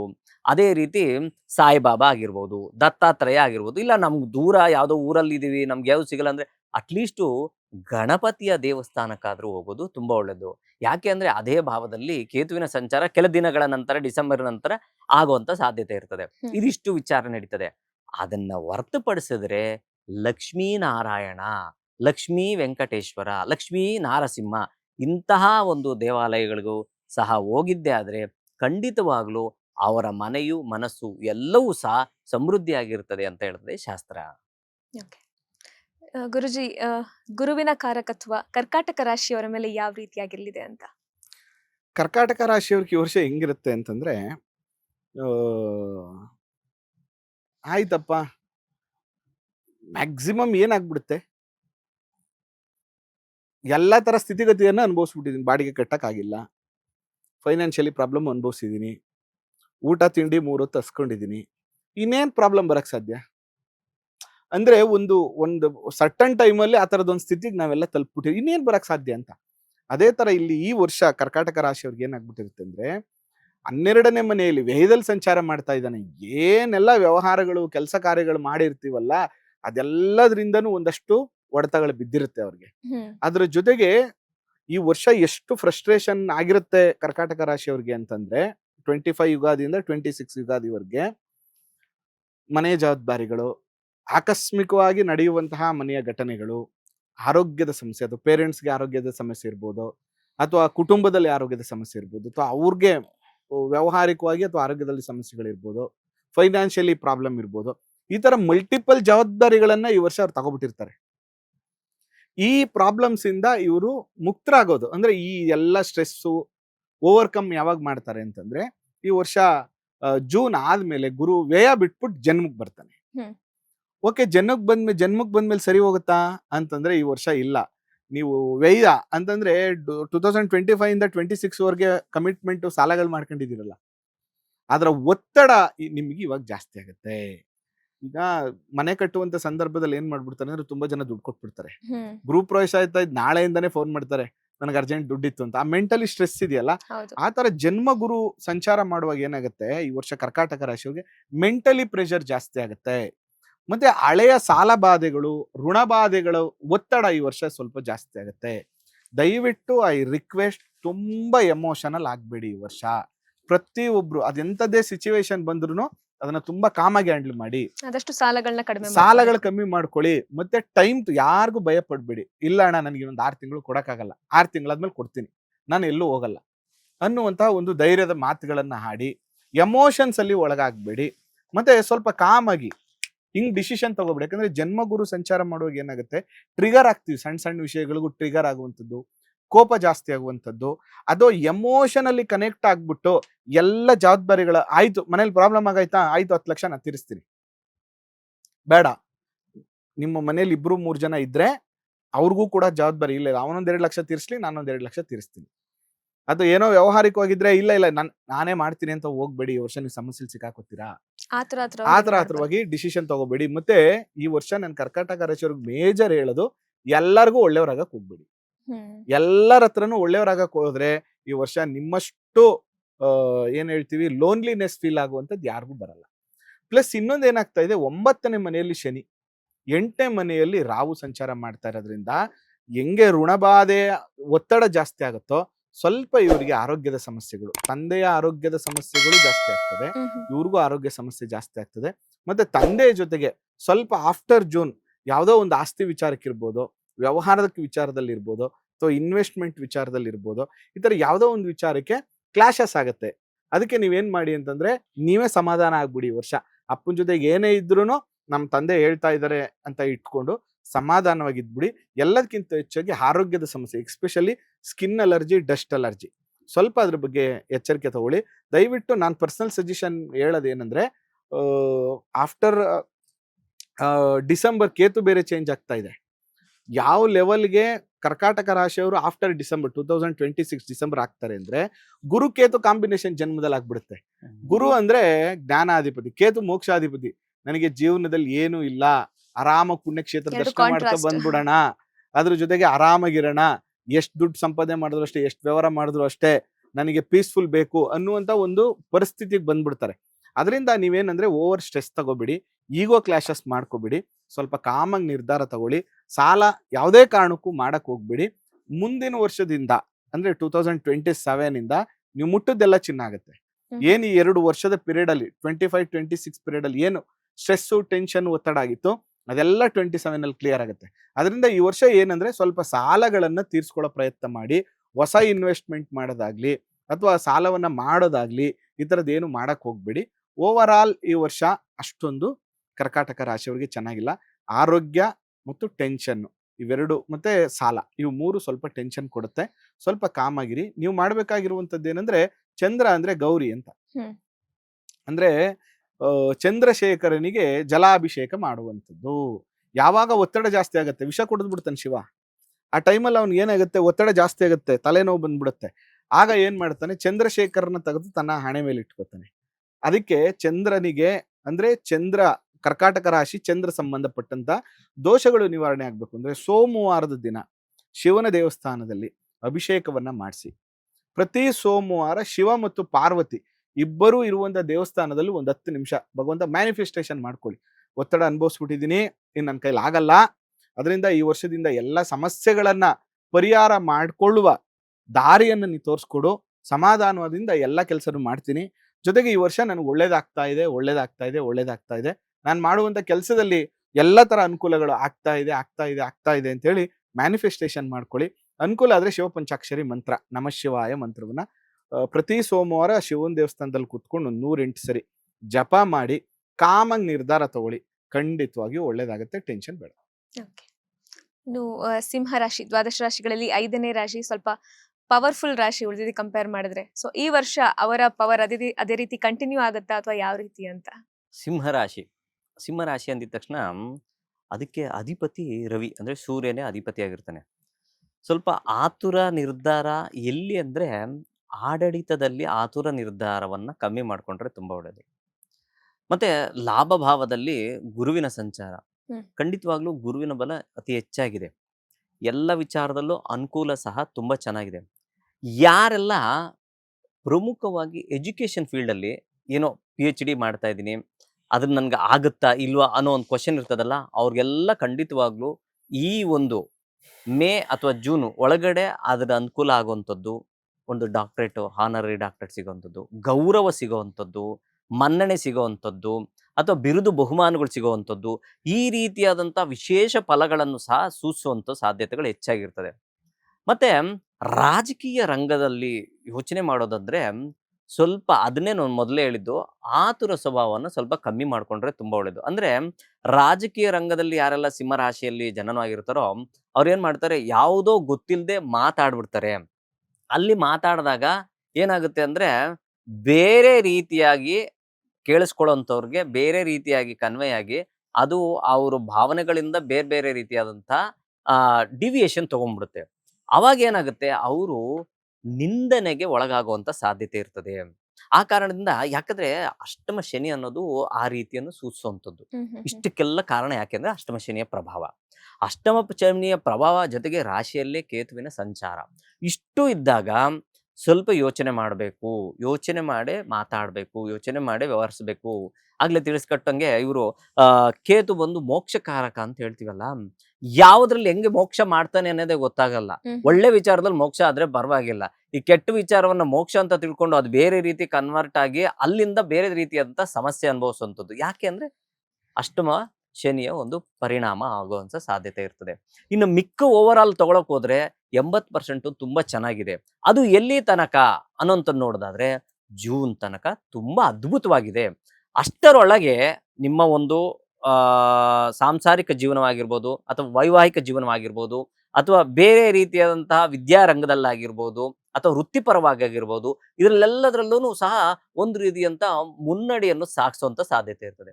ಅದೇ ಗುರುವು ಯಾವಾಗ ವ್ಯಯಭಾವಗಳಲ್ಲಿ ಸಂಚಾರ ಮಾಡ್ತಾರೋ ವ್ಯಯವನ್ನು ಸೂಚಿಸ್ತಾರೆ. ಯಾವ ರೀತಿಯಾದಂತಹ ವ್ಯಯವನ್ನು ಸೂಚಿಸ್ತಾರೆ ಅನ್ನೋದು ಕ್ವಶನ್ ಮಾರ್ಕ್ ಹಾಕೊಂಡಾಗ ಧರ್ಮ ಕಾರ್ಯಗಳಿಗೆ, ಅಂದ್ರೆ ಯಾವ್ದೋ ಒಂದು ಪೂಜೆ ಮಾಡಿಸ್ಬೇಕು ಅನ್ಕೊಂಡ್ರೆ ಅಲ್ಲಿ ಅವ್ರು ಅಂದ್ಕೊಂಡಿರೋದೇನೋ ಒಂದು 20,000ದಲ್ಲಿ ಮುಗಿದೋಗುತ್ತೆ ಒಂದು ಕಾರ್ಯಕ್ರಮ ಅಂತ ಅನ್ಕೊಂಡಿರ್ತಾರೆ. ಅಲ್ಲಿ 40,000 ಆಗುವಂಥದ್ದು. ಯಾವ್ದೋ ಒಂದು ಟ್ರಿಪ್ ಹೋಗಿ ಬರೋಣ ಯಾವ್ದೋ ಒಂದು ದೇವಸ್ಥಾನಕ್ಕೆ ಅಂತ, ಇನ್ನೊಂದು ಸ್ವಲ್ಪ ದೂರ ಹೋದ್ರೆ ಇನ್ನೊಂದು 200-300 ಕಿಲೋಮೀಟರ್ ಇನ್ನೊಂದು 2-3 ದೇವಸ್ಥಾನ ನೋಡ್ಕೊಂಡ್ ಬರ್ಬೋದು ಅಂತ ಅನ್ಕೊಂತಾರೆ. ಅಲ್ಲಿ ತಿರ್ಗಾ ಇನ್ನೊಂದಷ್ಟು ಎಕ್ಸ್ಟ್ರಾ ಸೇರುವಂಥದ್ದು. ಈ ರೀತಿಯಾದಂತಹ ಹೆಚ್ಚು ಧರ್ಮ ಕಾರ್ಯಗಳಿಗೆ ಹಣಕಾಸಿನ ಖರ್ಚಾಗುವಂತ ಸಾಧ್ಯತೆ ಇರ್ತದೆ. ಯಾರ್ದೋ ಮದ್ವೆ ಇವ್ರು ಹೋಗಿ ಹೆಲ್ಪ್ ಮಾಡ್ತೀವಿ ಅನ್ನೋದು, ಇವ್ರ ಹತ್ರ ದುಡ್ಡು ಇಲ್ದೇ ಹೋದ್ರು ಬೇರೆಯವ್ರ ಹತ್ರ ಸಾಲ ಕೊಟ್ಟು ತಗೊಂಡ್ಬಂದು ಅವ್ರಿಗೆ ಹೆಲ್ಪ್ ಮಾಡುವಂಥದ್ದು, ಈ ರೀತಿ ಎಲ್ಲ ಆಗುವಂತ ಸಾಧ್ಯತೆ ಇರ್ತದೆ. ಆ ಕಾರಣದಿಂದ ಸ್ವಲ್ಪ ಮಟ್ಟಿಗೆ ಹಣಕಾಸಿನ ವಿಚಾರದಲ್ಲಿ ಜೂನ್ ನಂತರ ಅಲರ್ಟ್ ಆಗಿರೋದು ಒಳ್ಳೇದು. ಸುಮ್ನೆ ವೃಥ ವ್ಯಯ ಆಗುವಂಥದ್ದು, ವ್ಯಯಭಾವೇ ಗುರುಸ್ಥಿತಿ ಅಂತ ಹೇಳ್ತೀವಿ. ಜೊತೆಗೆ ಸ್ವಲ್ಪ ದಿನಗಳ ನಂತರ ಕೇತುವು ಸಹ ಸಂಚಾರ ಮಾಡಕ್ ಪ್ರಯತ್ನ ಮಾಡಿದಾಗ ಖಂಡಿತವಾಗ್ಲೂ ಹೆಚ್ಚೆಚ್ಚು ಅದ್ರ ಗೊತ್ತೇ ಆಗಲ್ಲ ಎಲ್ಲಿ ಖರ್ಚಾಗುತ್ತೋ. ಅಯ್ಯೋ ಮೊನ್ನೆ ಸಂಬಳ ಬಂತು, ಅದು ಎಲ್ಲೋಯ್ತೋ ಏನ್ ಕಥೆನೋ ಗೊತ್ತಾಗಿಲ್ಲ ಗುರುಗಳೇ, ತುಂಬಾ ಎಲ್ಲ ಡ್ರೈ ಆಗ್ಬಿಟ್ಟಿದೀವಿ. ಈ ರೀತಿ ಕೈ ತುಂಬಾ ಸಂಬಳ ಬರುತ್ತೆ, ಕೈ ತುಂಬಾ ಸಂಪಾದನೆ ಮಾಡ್ತಾರೆ, ಇದ್ದಕ್ಕಿದ್ದಂಗೆ ಖರ್ಚಾಗುವಂಥದ್ದು. ಯಾಕೆ ಖರ್ಚಾಗುತ್ತೆ ಅಂದ್ರೆ ಎರಡೂ ಗ್ರಹಗಳು ಸೇರ್ಕೊಂಡ್ರು ಅಂದ್ರೆ ಇನ್ನ ಬೇರೆ ಮಾತೇ ಇರಲ್ಲ. ಮೋಕ್ಷ ಒಂದ್ ರೀತಿಯಾದ ಖರ್ಚಾಗುವಂತ. ಆ ಕಾರಣದಿಂದ ಹಣಕಾಸಿನ ವಿಚಾರದಲ್ಲಿ ಸ್ವಲ್ಪ ಅಲರ್ಟ್ ಆಗಿದ್ರೆ ಒಳ್ಳೇದು. ಇನ್ನಿಷ್ಟು ಹೊರತುಪಡಿಸಿದ್ರೆ ದೇಹದಲ್ಲಿ ಸ್ವಲ್ಪ ಉಷ್ಣ ಅಂಶ ಜಾಸ್ತಿ ಆಗುವಂಥದ್ದು, ಜೊತೆಗೆ ಸ್ವಲ್ಪ ಗ್ಯಾಸ್ಟ್ರೈಟಿಸ್ ಜಾಸ್ತಿ ಆಗುವಂಥದ್ದು, ಈ ರೀತಿಯಾದಂತಹ ಆರೋಗ್ಯ ಸಮಸ್ಯೆಗಳು ಸಹ ಕಾಣುವಂತ ಸಾಧ್ಯತೆ ಇರ್ತದೆ. ಸಮಯಕ್ಕೆ ಸರಿಯಾಗಿ ಊಟ ಸೇವನೆ ಮಾಡುವಂಥದ್ದು ತುಂಬಾ ಮುಖ್ಯ. ಇದನ್ನ ಹೊರತುಪಡಿಸಿದ್ರೆ ಎಲ್ಲೇ ಮುಂದಾಳತ್ವ ತಗೋಬೇಕು ಅಂದ್ರೆ ಸ್ವಲ್ಪ ಯೋಚನೆ ಮಾಡಿ ಮುಂದಾಳತ್ವವನ್ನು ತೆಗೆದುಕೊಂಡ್ರೆ ಒಳ್ಳೇದು. ಮತ್ತೆ ಯಾವುದೇ ಒಂದು ಊಟ ಸೇವನೆ ಮಾಡ್ಬೇಕಾದ್ರೆ ಯೋಚನೆ ಮಾಡಿ ಊಟ ಮಾಡ್ಬೇಕು. ಸುಮ್ನೆ ಅರ್ಜೆಂಟಲ್ಲಿ ಊಟ ಮಾಡುವಂಥದ್ದಾಗಿರ್ಬೋದು, ಅಥವಾ ತಮ್ಮ ಆರೋಗ್ಯಕ್ಕೆ ಬೇಡದೇ ಇರುವಂತದ್ದು ಸ್ವಲ್ಪ ಸ್ಪೈಸಿ ಐಟಮ್ ಜಾಸ್ತಿ ಇಷ್ಟಪಡ್ತಾರೆ. ಆ ಕಾರಣದಿಂದ ಅದನ್ನೆಲ್ಲ ಸ್ವಲ್ಪ ಅವಾಯ್ಡ್ ಮಾಡಿದ್ರೆ ಒಳ್ಳೇದು. ನೀರನ್ನ ಹೆಚ್ಚಾಗಿ ಕುಡಿಬೇಕು. ಯಾಕಂದ್ರೆ ಈ ರಾಶಿ ಬಂದು ಸ್ವಲ್ಪ ಅಗ್ನಿಗ್ರಹ, ಅಗ್ನಿ ತತ್ವವನ್ನು ಸೂಚಿಸುವಂಥದ್ದು. ಆ ಕಾರಣ ಸ್ವಲ್ಪ ನೀರಿನ ಅಂಶ ಜಾಸ್ತಿ ಹೋದ್ರೆ ತುಂಬಾ ಒಳ್ಳೇದು. ಇನ್ನು ಮಿಕ್ಕೆಲ್ಲ ವಿಚಾರದಲ್ಲೂ ಓವರ್ ಆಲ್ ತುಂಬಾ ಅದ್ಭುತವಾಗಿದೆ. ಇನ್ನು ಪರಿಹಾರ ರೂಪಕವಾಗಿ ನಾವು ಬಂದಿದ್ದಾದ್ರೆ ಖಂಡಿತವಾಗ್ಲೂ ಅದ್ಭುತವಾದಂತಹ ಪರಿಹಾರ ಅಂದ್ರೆ ಪ್ರತಿ ಭಾನುವಾರ ಸೂರ್ಯನಾರಾಯಣನ ಸ್ಮರಣೆ ಟುವರ್ಡ್ಸ್ ಈಸ್ಟ್, ಪೂರ್ವ ದಿಕ್ಕಕ್ಕೆ ತಿರ್ಕೊಳ್ಳುವಂಥದ್ದು, ಸೂರ್ಯನಾರಾಯಣಗೆ ನಮಸ್ಕಾರ ಮಾಡೋದು. ಓಂ ನಮೋ ಸೂರ್ಯನಾರಾಯಣ ನಮಃ ಅನ್ನೋ ಒಂದು ಮಂತ್ರ ಆಗಿರ್ಬೋದು, ಅಥವಾ ಸೂರ್ಯನಿಂದ ಓಂ ಹ್ರಾಂ ಹ್ರೀಂ ರೋಂ ಸಹ ರವೇನ್ ನಮಃ ಅಂತ ಹೇಳುವಂಥದ್ದು, ಅಥವಾ ಸುಮಾರು ಸೂರ್ಯನ ಇವಾಗಿನ ಕಾಲಘಟ್ಟದಲ್ಲಿ ಸಾಕಷ್ಟು ಮೊಬೈಲ್ಗಳಲ್ಲಿ ಸಿಗುತ್ತೆ. ನಮ್ಗೆ ಏನ್ ಬೇಕೋ ಸೂರ್ಯನ ಮಂತ್ರ ಅಂತ ಹಾಕಿದ್ರೆ ಆ ಮಂತ್ರವನ್ನ ಪಠನೆ ಮಾಡುವಂಥದ್ದು. ಸೂರ್ಯನಾರಾಯಣಗೆ ಅಥವಾ ಸೂರ್ಯ ಗ್ರಹಗಳಿಗೆ ಅವರು ಅನುಕೂಲ ಆದ್ರೆ ಹೋಗಿ ಒಂದಷ್ಟು ಗೋಧಿಯನ್ನು ದಾನ ಮಾಡುವಂಥದ್ದು, ಗುರುವಿನ ಕ್ಷೇತ್ರಗಳಿಗೆ ಹೋಗುವಂಥದ್ದು, ನಮಸ್ಕಾರ ಮಾಡೋದು, ಇದೆಲ್ಲ ಸಿಂಪಲ್ ಖಂಡಿತವಾಗ್ಲೂ ಕೈಗೆ ಇಟ್ಕೋವಂಥದ್ದು ಹೇಳ್ಕೊಡ್ತಾ ಇದೀವಿ. ಖಂಡಿತವಾಗ್ಲೂ ಈ ಪರಿಹಾರಗಳು ಮಾಡಿದ್ದಾದ್ರೆ ಯಾವ ರೀತಿಯಾದಂತಹ ಸಮಸ್ಯೆಗಳನ್ನ ಎದುರಿಸುವಂಥದ್ದು ಇಲ್ಲಲ್ಲ. ಅಷ್ಟಮ ಶನಿಗೆ ಸ್ವಲ್ಪ ಮಟ್ಟಿಗೆ ಹನುಮಂತನ ಸ್ಮರಣೆ ಮಾಡಿದ್ರೆ ಸಾಕು. ಖಂಡಿತ. ಈಗ ಕನ್ಯಾ ರಾಶಿ, ಈ ರಾಶಿಯವರ ಗ್ರಹಗತಿಗಳು, ಶುಭ ಫಲಗಳು ಈ ಹೊಸ ಸಂವತ್ಸರದಲ್ಲಿ ಯಾವ ರೀತಿಯಾಗಿರ್ಲಿದೆ ಅಂತ? ಕನ್ಯಾ ರಾಶಿ ಅಂದ ತಕ್ಷಣನೇ ಕನ್ಯಾ ಅಂದ ತಕ್ಷಣ ಹೆಣ್ಣು ಹೆಣ್ಣಿನ ಮನಸ್ಥಿತಿ, ಹೆಣ್ಣಿನ ಗುಣಧರ್ಮಗಳು ಹೆಚ್ಚಿರುವಂತಹ ರಾಶಿ ಅಂತ ಹೇಳ್ತಿರ್ತೀವಿ. ಮತ್ತೆ ಕನ್ಯಾ ರಾಶಿಯವರು ಸಾಮಾನ್ಯವಾಗಿ ತುಂಬಾ ಕನಸುಗಳನ್ನ ಕಟ್ಕೊಂಡಿರ್ತಾರೆ, ತುಂಬಾ ಫ್ಯಾಷನಿಟಿ ಇರ್ತಾರೆ ಅವರು ಅಂತ. ಬಟ್ ಈ ವರ್ಷ ಏನಂದ್ರೆ ಜೂನ್ ವರೆಗೂ ಟೈಮ್ ಚೆನ್ನಾಗಿಲ್ಲ ಇವ್ರಿಗೆ. ವ್ಯಾವಹಾರಿಕವಾದಂತ ಒಂದಷ್ಟು ಡಿಸ್ಟರ್ಬೆನ್ಸಸ್, ಫೈನಾನ್ಷಿಯಲ್ ಇಶ್ಯೂಸ್ ಇದ್ದೇ ಇರುತ್ತೆ. ಆದ್ರೆ after June it is very good time ಕನ್ಯಾ ರಾಶಿಯವ್ರಿಗೆ. ಯಾಕೆ ಅಂತಂದ್ರೆ ಚತುರ್ಥಾಧಿಪತಿ ಮತ್ತು ಸಪ್ತಮಾಧಿಪತಿ ಆದಂತ ಗುರು 11ನೇ ಮನೆಯಲ್ಲಿ ಸಂಚಾರ ಮಾಡ್ತಾನೆ. ಆಫ್ಟರ್ ಜೂನ್ ಏನು ನಾನು ಮನೆ ತಗೋಬೇಕು, ಸೈಟ್ ತಗೋಬೇಕು ಅನ್ನುವಂತ ಆಸೆ ಆಕಾಂಕ್ಷೆಗಳು ನಿಮ್ಗಿದೆ, 100% ಆಫ್ಟರ್ ಜೂನ್ ಮೇ ನಂತರ ನೀವು ಸೈಟ್ ಅನ್ನು ತಗೊಳ್ಳುವಂತ ಪ್ರಯತ್ನದಲ್ಲಿ ಯಶಸ್ಸು ಸಿಗುತ್ತೆ. ವೆಹಿಕಲ್ ತಗೋಬೇಕು, ಕಾರ್ ತಗೋಬೇಕು ಅನ್ನುವಂತ ಆಸೆ ಖಂಡಿತವಾಗಿ ಪೂರ್ಣ ಆಗುತ್ತೆ.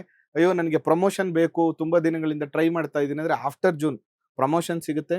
ಮತ್ತೆ ಒಂದಷ್ಟು ಸಾಲಗಳಿತ್ತು ಅಂದ್ರೆ ಆಲ್ಮೋಸ್ಟ್ ನನ್ನ ಪ್ರಕಾರ ಜೂನ್ ಇಂದ ಯುಗಾದಿ ಒಳಗಡೆ ಮ್ಯಾಕ್ಸಿಮಮ್ ಸಮಸ್ಯೆಗಳು, ಆರ್ಥಿಕ ಸಮಸ್ಯೆಗಳು ನಿವಾರಣೆ ಆಗುತ್ತೆ.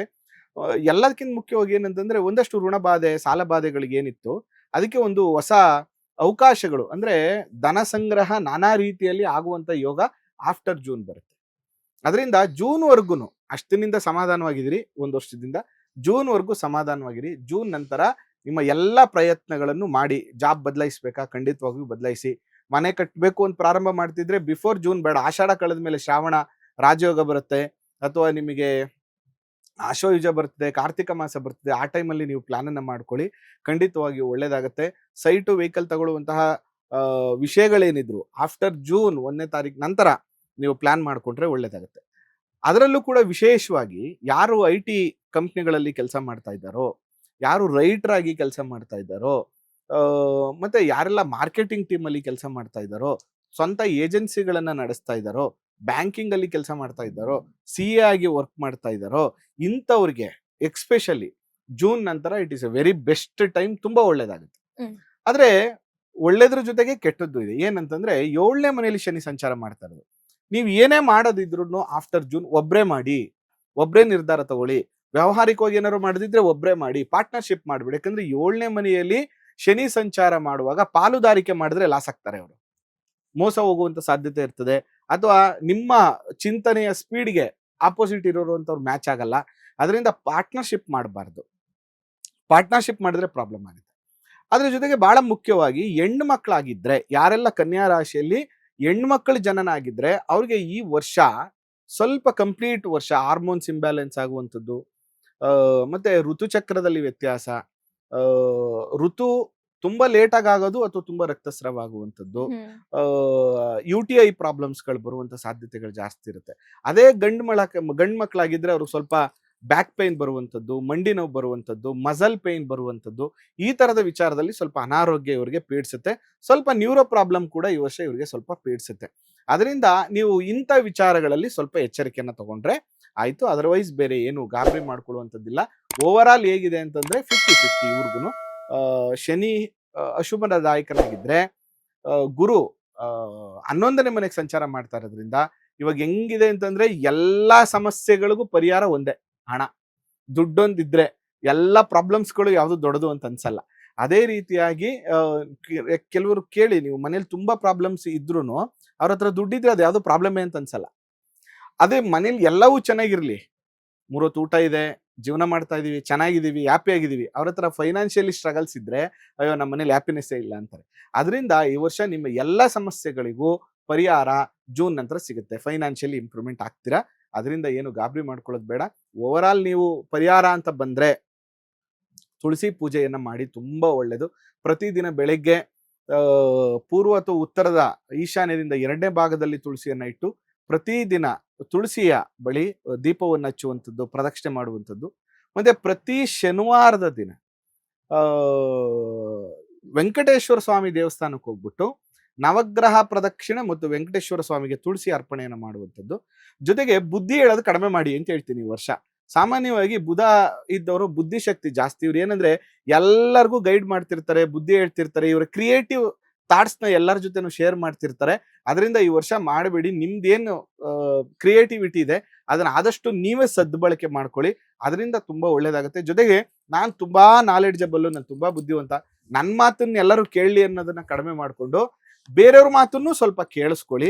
ಅದು ನಿಮಗೆ ತುಂಬಾ ಅನುಕೂಲ ಆಗುತ್ತೆ. ಈ ಪರಿಹಾರ ಮಾಡ್ಕೊಂಡ್ರೆ ಓವರ್ ಆಲ್ ಈ ವರ್ಷ ಕನ್ಯಾ ರಾಶಿಯವರು ಕೂಡ ಜೂನ್ ನಂತರ ಶುಭದಾಯಕದ ಫಲಗಳನ್ನು ಅನುಭವಿಸ್ತಾರೆ. ಈಗ ದ್ವಾದಶ ರಾಶಿಗಳಲ್ಲಿ 7ನೇ ರಾಶಿ ತುಲಾ ರಾಶಿ, ಸ್ವಲ್ಪ ಅಳೆದು ನೋಡುವಂತದ್ದು. ಸೊ ಈ ವರ್ಷ ಯಾವ ರೀತಿ ಇವರಿಗೆ ಬ್ಯಾಲೆನ್ಸ್ಡ್ ಆಗಿರುತ್ತಾ, ಸ್ವಲ್ಪ ಏನಾದ್ರು ಏರುಪೇರುಗಳಾಗುತ್ತಾ ಅಂತ? ತುಲಾ ರಾಶಿ ಅಂದಿದ ತಕ್ಷಣ ತುಲನೆ ಅಂದ್ರೆ ಬ್ಯಾಲೆನ್ಸ್, ನೀವೇ ತಿಳ್ಕೊಟ್ರಿ. ಅದಕ್ಕೆ ಶುಕ್ರನು ಸಹ ಅಧಿಪತಿ ಆಗ್ತಾರೆ. ಇದೇನಾಗುತ್ತೆ ಅಂದ್ರೆ ತುಲಾ ರಾಶಿಯವ್ರದ್ದು ನಾವು ಜನರಲ್ ಆಗಿ ಸಾಕಷ್ಟು ಜನಗಳ ತುಲಾ ರಾಶಿಯವ್ರನ್ನ ವಿಶ್ಲೇಷಣೆ ಮಾಡಿದೆ, ಅವ್ರ ಜಾತಕಗಳನ್ನ. ಸರಿಸುಮಾರು ಒಂದು 3-4 ವರ್ಷದಿಂದ ತುಂಬಾ ಸೈಕಲ್ ತುಳಿತಾ ಇದೆ. ಸೈಕಲ್ ಬಿಟ್ಟರೆ ಕೆಳಗಡೆ ಬಿದ್ದು ಹೋಗ್ತಾರೆ. ಈ ಪರಿಸ್ಥಿತಿ ಅವ್ರದ್ದಿರೋವಂಥದ್ದು. ಏನೋ ಸ್ವಲ್ಪ ಮಟ್ಟಿಗೆ ಗುರುವಿನ ಬಲದಿಂದ ಬೆಳಕನ್ನು ಕಾಣುವಂತ ಸಾಧ್ಯತೆಗಳು. ಯಾವ ರೀತಿಯಾದಂತಹ ಬೆಳಕು ಅನ್ನೋದು ನೋಡೋದಾದ್ರೆ, ಸ್ವಲ್ಪ ಹಣಕಾಸಿನ ವಿಚಾರದಲ್ಲಿ ಏನಂದ್ರೆ ತುಂಬಾ ಸಂಪಾದನೆ ಮಾಡ್ತಾರೆ, ತುಂಬಾ ಏನೇನೋ ನಾಲೆಡ್ಜ್ ಇಂದ ವ್ಯವಹಾರಗಳು ಮಾಡ್ತಾರೆ. ವೃತ್ತಿ ಆಗಿರ್ಬೋದು, ಪ್ರವೃತ್ತಿ ಆಗಿರ್ಬೋದು, ಸ್ವಂತ ವೃತ್ತಿ ಆಗಿರ್ಬೋದು, ಅಥವಾ ಸೇವಾ ವೃತ್ತಿ ಆಗಿರ್ಬೋದು, ಇಂಥದೆಲ್ಲ ಮಾಡಿರ್ತಾರೆ. ಬಟ್ ಯಾವ್ದ್ರಲ್ಲೂ ಕ್ಲಿಕ್ ಆಗಿರಲ್ಲ. ತುಂಬಾ ಅದು ಏನೋ ಗೊತ್ತಿಲ್ಲ. ನೀವು ಬೇಕಾದ್ರೆ ಯಾರ ತುಲಾ ರಾಶಿಯವ್ರು ಕೇಳಿ, ನಾವು ಪಟ್ಟಿರೋಷ್ಟು ಕಷ್ಟ ಬೇರೆ ಯಾರು ಪಟ್ಟಿಲ್ಲ ಅಂತಾನೆ ಹೇಳ್ತಾ ಇರ್ತಾರೆ. ಆದ್ರೆ ಸೆಟಲ್ ಆಗಿರಲ್ಲ ಲೈಫಲ್ಲಿ.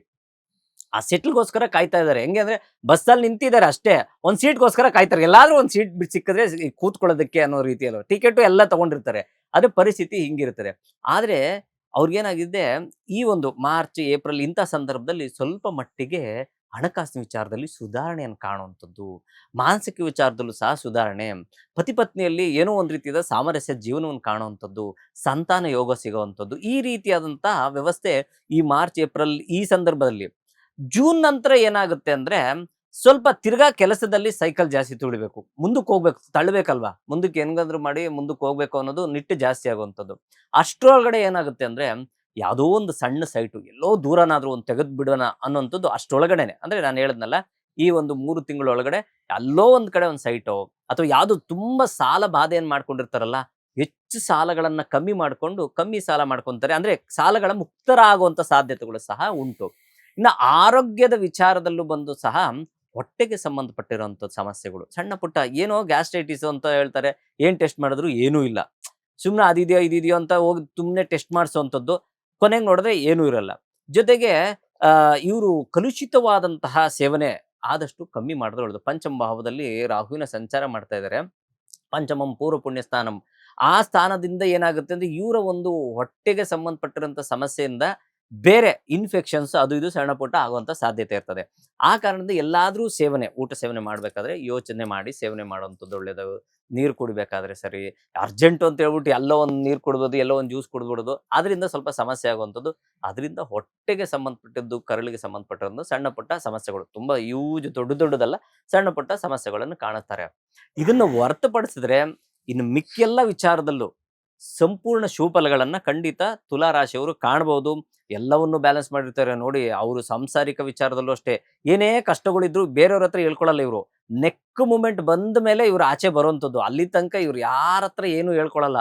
ಆಮೇಲೆ ಬಂದು ಹಿಂಗಾಗೋಗಿದೆ ಹಿಂಗ, ಅದು ಎಲ್ಲಿ ಅಂದ್ರೆ ಅವ್ರು ತೋಡಿ ತೋಡಿ ತೋಡಿ ಹಳ್ಳದಲ್ಲಿ ಸೇರ್ಕೊಂಡಾಗ ಹೇಳ್ತಾರೆ, ನನ್ನ ಯಾರಾದ್ರೂ ಎತ್ತರಪ್ಪ ಅನ್ನೋ ತನಕ. ಆ ಕಂಡೀಷನ್ನ ದಯವಿಟ್ಟು ಇನ್ನು ಮುಂದಿನ ಜೀವನದಲ್ಲಿ ಇವ್ ಮಾಡ್ಕೊಳಕ್ ಹೋಗ್ಬೇಡಿ. ಖಂಡಿತ ಅಭಿವೃದ್ಧಿಯ ಹಾದಿ ನಿಮ್ ಕಣ್ಮುಂದೆ ಇದೆ.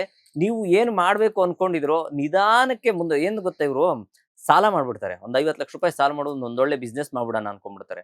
ಆ 50 ಲಕ್ಷ ರೂಪಾಯಿ ಸಾಲ ತೀರ್ಸಕ್ಕೂ ಆಗಲ್ಲ, ಇಲ್ಲಿ ಬಿಸ್ನೆಸ್ ಮುಂದುವರಿಯಕ್ಕಾಗಲ್ಲ. ಅವಾಗ ಏನಾಗುತ್ತೆ ಅಂದ್ರೆ ಡೌನ್ ಫಾಲ್ ನೋಡಕ್ಕಾಗುತ್ತೆ. ಸರಿ, ಆ 50 ಲಕ್ಷ ರೂಪಾಯಿ ಸಾಲ ತೀರ್ಸಕ್ ಆಗ್ತಾ ಇಲ್ಲ ಅಂತ ಹೇಳ್ಬಿಟ್ಟು ಇಲ್ಲಿ ಬಿಸ್ನೆಸ್ ನಡೀತಾ ಇಲ್ಲ ಅಂತ ಅದಕ್ಕೆ ಇನ್ನೊಂದು 10 ಲಕ್ಷ ರೂಪಾಯಿ 60 ಲಕ್ಷ ಸಾಲ ಮಾಡಿ 50 ಲಕ್ಷ ತೀರ್ಸೋದು, ಅದು 60 ಲಕ್ಷ. ಈ ರೀತಿ ಆಗುವಂತ ಸಾಧ್ಯತೆ ಇರ್ತದೆ. ಅದೆಲ್ಲ ಮಾಡಿ ಬಿಟ್ಬಿಟ್ಟಿದ್ದಾರೆ, ಇದೆಲ್ಲ ಆಗೋಗಿದೆ.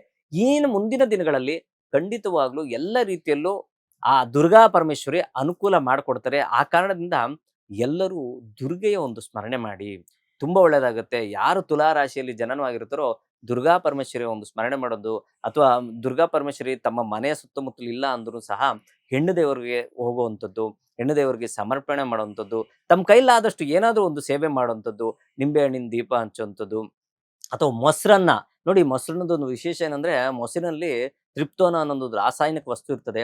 ಅದನ್ನ 4 ಜನಕ್ಕೆ ಹಂಚಿದಾಗ ಏನಾಗುತ್ತೆ ಅಂದ್ರೆ ದೇವ್ರ ಪ್ರಸಾದವನ್ನು ಮಾಡಿ ಅವರ ಒಂದು ಮನಸ್ಸಿನಲ್ಲಿ, ಅಂದ್ರೆ ಹೊಟ್ಟೆ ಹೋಗಿದ ತಕ್ಷಣ ಅದೇನಾಗುತ್ತೆ ಸೈಂಟಿಫಿಕಲಿ, ಆ ಟ್ರಿಪ್ಟೋನ ಅಂತ ವಸ್ತು ಪದಾರ್ಥ ಸೇರಿದ ತಕ್ಷಣನೇ ಬ್ರೈನ್ಗೆ ಒಂದು ಮೆಸೇಜ್ ಕಳಿಸುತ್ತೆ, ಸಂತೃಪ್ತಿ ಅನ್ನೋ ಮೆಸೇಜು. ಆ ಕಾರಣದಿಂದ ಕೊನೆಯಲ್ಲಿ ನಾವು ಊಟ ಮಾಡುವಂಥದ್ದೇನೋ ಮೊಸರನ್ನೇ ಲಾಸ್ಟ್ ತಿನ್ನುವಂಥದ್ದು. ಸೊ 4 ಜನಕ್ಕೆ ನೀವು ಯಾವಾಗ ಆ ಮೊಸರನ್ನ ತಿನ್ನೋ ಅವ್ರು ಸಂತೃಪ್ತಿ ಆಗ್ತಾರೋ, ಖಂಡಿತವಾಗ್ಲೂ ಅವ್ರ ಬ್ಲೆಸ್ಸಿಂಗ್ಸು ಇಂಡೈರೆಕ್ಟ್ ಆಗಿ ನಮ್ಗೆ ಬರ್ತಾ ಇರ್ತದೆ. ಅದ್ರೊಟ್ಟಿಗೆ ಅದು ಪ್ರಸಾದ ರೂಪದಲ್ಲಿ ಬಂದಿದ್ರೆ ಇನ್ನ ಹೆಚ್ಚು ಫಲವನ್ನು ಸಹ ಕೊಡ್ತದೆ. ಆ ಕಾರಣದಿಂದ ದುರ್ಗೆ ಅಥವಾ ಹೆಣ್ಣು ದೇವರ ಸ್ಮರಣೆ ಮಾಡ್ಕೊಂಡ್ ಬಂದ್ರೆ ತುಲಾರಾಶಿಯವರು ಸಂಪೂರ್ಣ ಶುಭ ಫಲಗಳನ್ನ ಈ ವರ್ಷ ಕಾಣಬಹುದು. ಆರೋಗ್ಯದ ವಿಚಾರ ಗುರುಜಿ. ಆರೋಗ್ಯದ ವಿಚಾರದಲ್ಲಿ ನಾನು ಹೇಳದ್ನಲ್ಲ ಮೊದಲೇ, ಸ್ವಲ್ಪ ಹೊಟ್ಟೆಗೆ ಸಂಬಂಧಪಟ್ಟಿರುವಂಥದ್ದು, ತುಲಾರಾಶಿಯು ಸಹ ಹೊಟ್ಟೆಗೆ ಸೂಚನೆ ಮಾಡುವಂಥದ್ದು. ಆ ಕಾರಣದಿಂದ ಯಾರೇ ಏನೇ ಆಚೆ ಕೊಟ್ರು, ಏನೋ ತಿನ್ನೋಕ್ ಹೋದ್ವಿ, ಮತ್ತೆ ಎಕ್ಸೆಸ್ ಊಟ ಮಾಡೋವಂಥದ್ದು, ಇಲ್ಲಾಂದ್ರೆ ಊಟನೇ ಮಾಡದೇ ಇರುವಂಥದ್ದು. ಈ ತುಲಾರಾಶಿಯವ್ರದ್ದು ಇದೊಂದು ದೊಡ್ಡ ವಿಷಯ. ಅಂದ್ರೆ ಏನ್ ಗೊತ್ತಾ, ಹೊಟ್ಟೆ ಹಸ್ಬಿಟ್ಟಿದೆ ಅಂದ್ರೆ ತಿನ್ನದೇ ಇಲ್ಲ. ಅಯ್ಯೋ ಆಮೇಲೆ ತಿಂತೀನಿ, ಆಮೇಲೆ ಯಾವಾಗ್ಲೂ ತಿಂತಾರೆ, ಬೆಳಗಿಂದ ತಿಂದೇ ಇರಲ್ಲ. ಇಲ್ವಾ, ಸುಮ್ನೆ 1 to double ತಿನ್ನುವಂಥದ್ದು, ಸಮಸ್ಯೆ ಮಾಡ್ಕೊಳ್ಳುವಂಥದ್ದು, ತಿರ್ಗಾ ಅವ್ರಿಗೆ ಹೊಟ್ಟೆಗೆ ರಿಲೇಟೆಡ್ ಸಮಸ್ಯೆಗಳು ಜಾಸ್ತಿ ಆಗುವಂಥದ್ದು. ಆ ಕಾರಣ ಮತ್ತೆ ಈಗಿನ ಕಾಲಘಟ್ಟದಲ್ಲಿ ಈಗಿನ ಗೋಚಾರ ಫಲವನ್ನು ನೋಡೋದಾದ್ರೆ, ಶುಕ್ರನು ಸಹ ಪಾದೋದಯ ರಾಶಿಯಲ್ಲಿ ಸಂಚಾರ ಪಾದಕ್ಕೂ ಸಹ ಅದು ಪೀಡಿತನಾಗಿರೋದ್ರಿಂದ ಸ್ವಲ್ಪ ಪಾದಗಳಿಗೂ ಸಹ ಕಾಲಿಗೂ ಸಹ ಸಮಸ್ಯೆಗಳು, ನೋವು ಆಗುವಂಥದ್ದು, ಚಿಕ್ಕ ಪುಟ್ಟ ಸಮಸ್ಯೆ ಆಗುವಂಥ ಸಾಧ್ಯತೆಗಳಿರ್ತದೆ. ಅದೆಲ್ಲದಕ್ಕೂ ಪರಿಹಾರ ಈಗ ನಾನು ತಿಳಿಸ್ಕೊಟ್ಟಂಗೆ ಹೆಣ್ಣು ದೇವರ ಸ್ಮರಣೆ ಮಾಡಿದ್ರೆ ತುಂಬಾ ಒಳ್ಳೆಯದು. ದ್ವಾದಶ ರಾಶಿಗಳಲ್ಲಿ 8ನೇ ರಾಶಿ ವೃಶ್ಚಿಕ ರಾಶಿ. ಸೊ ಈ ರಾಶಿಯವರ ಗ್ರಹಗತಿಗಳು, ಶುಭ ಫಲಗಳು ಈ ಹೊಸ ಸಂವತ್ಸರದಲ್ಲಿ ಯಾವ ರೀತಿಯಾಗಿರುತ್ತೆ ಗುರುಜಿ? ವೃಶ್ಚಿಕ ರಾಶಿ ಅಂದ ತಕ್ಷಣನೇ ವೃಶ್ಚಿಕ ರಂಧ್ರ ರಾಶಿ ಅದು. ಅದಕ್ಕೆ ತುಂಬಾ ಫೇಮಸ್ ಪರ್ಸನಾಲಿಟಿ ಅಂತ ಏನಿರ್ತಾರೆ ಅವ್ರದ್ದು ಮ್ಯಾಕ್ಸಿಮಮ್ ರಾಶಿ ಅಥವಾ ಲಗ್ನ ವೃಶ್ಚಿಕನೇ ಆಗಿರುತ್ತೆ. ಈ ವೃಶ್ಚಿಕ ರಾಶಿಯವ್ರಿಗೆ ಒಳ್ಳೆ ವರ್ಷ ಅಲ್ಲ. 26 ಅಷ್ಟೊಂದು ಒಳ್ಳೇದಲ್ಲ. ಏನಕ್ಕೆ ಅಂತಂದ್ರೆ 5ನೇ ಮನೆಯಲ್ಲಿ ಶನಿ ಸಂಚಾರ, 8ನೇ ಮನೆಯಲ್ಲಿ ಗುರು ಸಂಚಾರ. ಆಲ್ಮೋಸ್ಟ್ 2026 ಜೂನ್ ವರ್ಗುನು ಇವ್ರಿಗೆ ಟೈಮ್ ಚೆನ್ನಾಗಿಲ್ಲ. ಪಂಚಮ ಭಾವ ಪೂರ್ವ ಪುಣ್ಯ ಭಾವ. ಅದರಿಂದ ಪೂರ್ವ ಜನ್ಮದ ಕರ್ಮಗಳು ಅಂತ ಏನಿದೆ, ನೆಗೆಟಿವ್ಸ್ ಅಂತ ಏನಿದೆ, ಅದನ್ನೆಲ್ಲ ಫೇಸ್ ಮಾಡುವಂತ ಒಂದು ಟೈಮ್. ಅದಕ್ಕೆ ಪುತ್ರ ಶೋಕ ನಿರಂತರ. ಯಾರ ಮುಖಾಂತರ ಅನುಭವಿಸ್ತೀವಿ? ಇದು ಪಂಚಮ ಭಾವ, ಮೊದಲನೇ ಮಗ. ಅಷ್ಟಮದಲ್ಲಿ ಗುರು. ಅಷ್ಟಮದಲ್ಲಿ ಯಾವಾಗ ಗುರು ಕುತ್ಕೋತಾನೋ, ಒಂದು ಮೊದಲನೇ ಮಕ್ಕಳ ಆರೋಗ್ಯದ ವಿಚಾರದಲ್ಲಿ ಇವರಿಗೆ ನೋವನ್ನ ಅನುಭವಿಸಿರ್ತಾರೆ. ಮೊದಲನೇ ಮಗನ ಆರೋಗ್ಯಕ್ಕೋಸ್ಕರ ಧನವನ್ನ ವ್ಯಯ ಮಾಡುವಂತ ಒಂದು ಪರಿಸ್ಥಿತಿ ಬರ್ತದೆ, ಅಥವಾ ಅವನ ಎಜುಕೇಶನ್ಗೋಸ್ಕರ ಧನವನ್ನ ಖರ್ಚು ಮಾಡುವಂತ ಒಂದು ಪರಿಸ್ಥಿತಿ ಬರ್ತದೆ, ಅಥವಾ ಅವನೇನೋ ಕೋರ್ಸ್ ಮಾಡ್ತೀನಿ, ಅವ್ರೇನೋ ಬಿಸ್ನೆಸ್ ಮಾಡ್ತೀನಿ ಅಂತ ಇವ್ರು ದುಡ್ಡು ಕೊಟ್ಟಿರ್ತಾರೆ, ಅದರಿಂದ ನಷ್ಟವನ್ನ ಅನುಭವಿಸಿರ್ತಾರೆ. ಒಟ್ಟಾರೆಯಾಗಿ ಮಕ್ಕಳ ವಿಚಾರದಲ್ಲಿ ಈ ವರ್ಷ ಸ್ವಲ್ಪ ನೋವನ್ನ ಅನುಭವಿಸುವಂತ ಒಂದು ಪರಿಸ್ಥಿತಿ ಬಂದಿರುತ್ತೆ. ಸೇಮ್ ಟೈಮಲ್ಲಿ ಪಂಚಮ ಭಾವಾಧಿಪತಿ ಧನಾಧಿಪತಿ ಅಷ್ಟಮ ಭಾವದಲ್ಲಿ ಕೂತ್ಕೊಂಡಾಗ, ಧನ ಭಾವ ಅಂದ್ರೆ ಫೈನಾನ್ಷಿಯಲಿ ಈ ವರ್ಷ ಎಷ್ಟೇ ಅವರು ಕಷ್ಟಪಟ್ಟಿದ್ರು ಅವ್ರಿಗೆ ಅವರ ಎಕ್ಸ್ಪೆಕ್ಟೇಷನ್ ತರ ಗ್ರೋತ್ ಆಗಿರೋದಿಲ್ಲ. 1 ಲಕ್ಷ 2 ಲಕ್ಷ 10 ಲಕ್ಷ ದುಡ್ಡು ಬಂದಿದ್ರೆ 15 ಲಕ್ಷ ಲಾಸ್ ಮಾಡ್ಕೊಂಡಿರ್ತಾರೆ. ಅದರಿಂದ ಆರೋಗ್ಯದ ವಿಚಾರದಲ್ಲಿ ಪ್ಲಸ್ ಮಕ್ಕಳ ವಿಚಾರದಲ್ಲಿ ಈ ವರ್ಷ ಅಷ್ಟೊಂದು ಚೆನ್ನಾಗಿಲ್ಲ. ಈ ನೋವೆಲ್ಲ ಎಲ್ಲಿವರೆಗೆ? ಓನ್ಲಿ ಜೂನ್ ವರೆಗೆ. ಜೂನ್ ಆದ್ಮೇಲೆ ಭಾಗ್ಯದ ಸ್ಥಾನಕ್ಕೆ ಹೋಗ್ಬಿಡ್ತಾನೆ.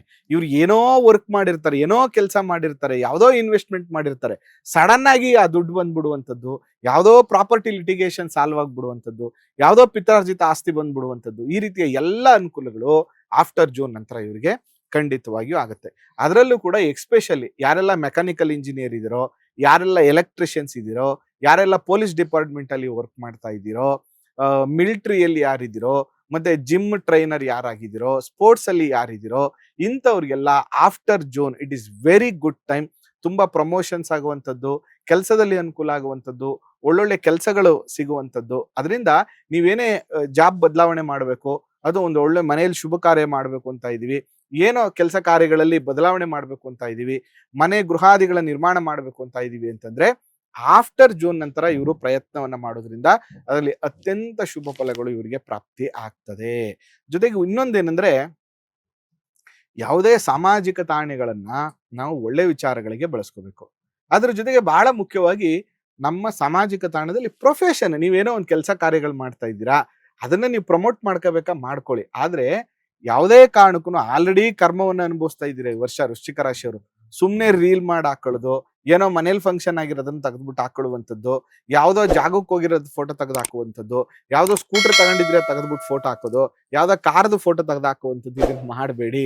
ಈ ವರ್ಷ ಪ್ರಾಬ್ಲಮ್ ಆಗುತ್ತೆ. ಗುರುಗಳೇ ತುಂಬಾ ಜನ ಮಾಡಾಕ್ತಾರೆ, ಕರೆಕ್ಟ್ ಅಪ್ಪ. ಸಿನಿಮಾ, ನಾಟಕ, ನಟ ನಟಿಯರು ಇವರೆಲ್ಲ ಹಾಕೋಬೇಕು. ಯಾಕೆ ಹಾಕೋಬೇಕು ಅಂದ್ರೆ ಅವ್ರ ಪ್ರೊಫೆಷನ್ನೇ ಅದು.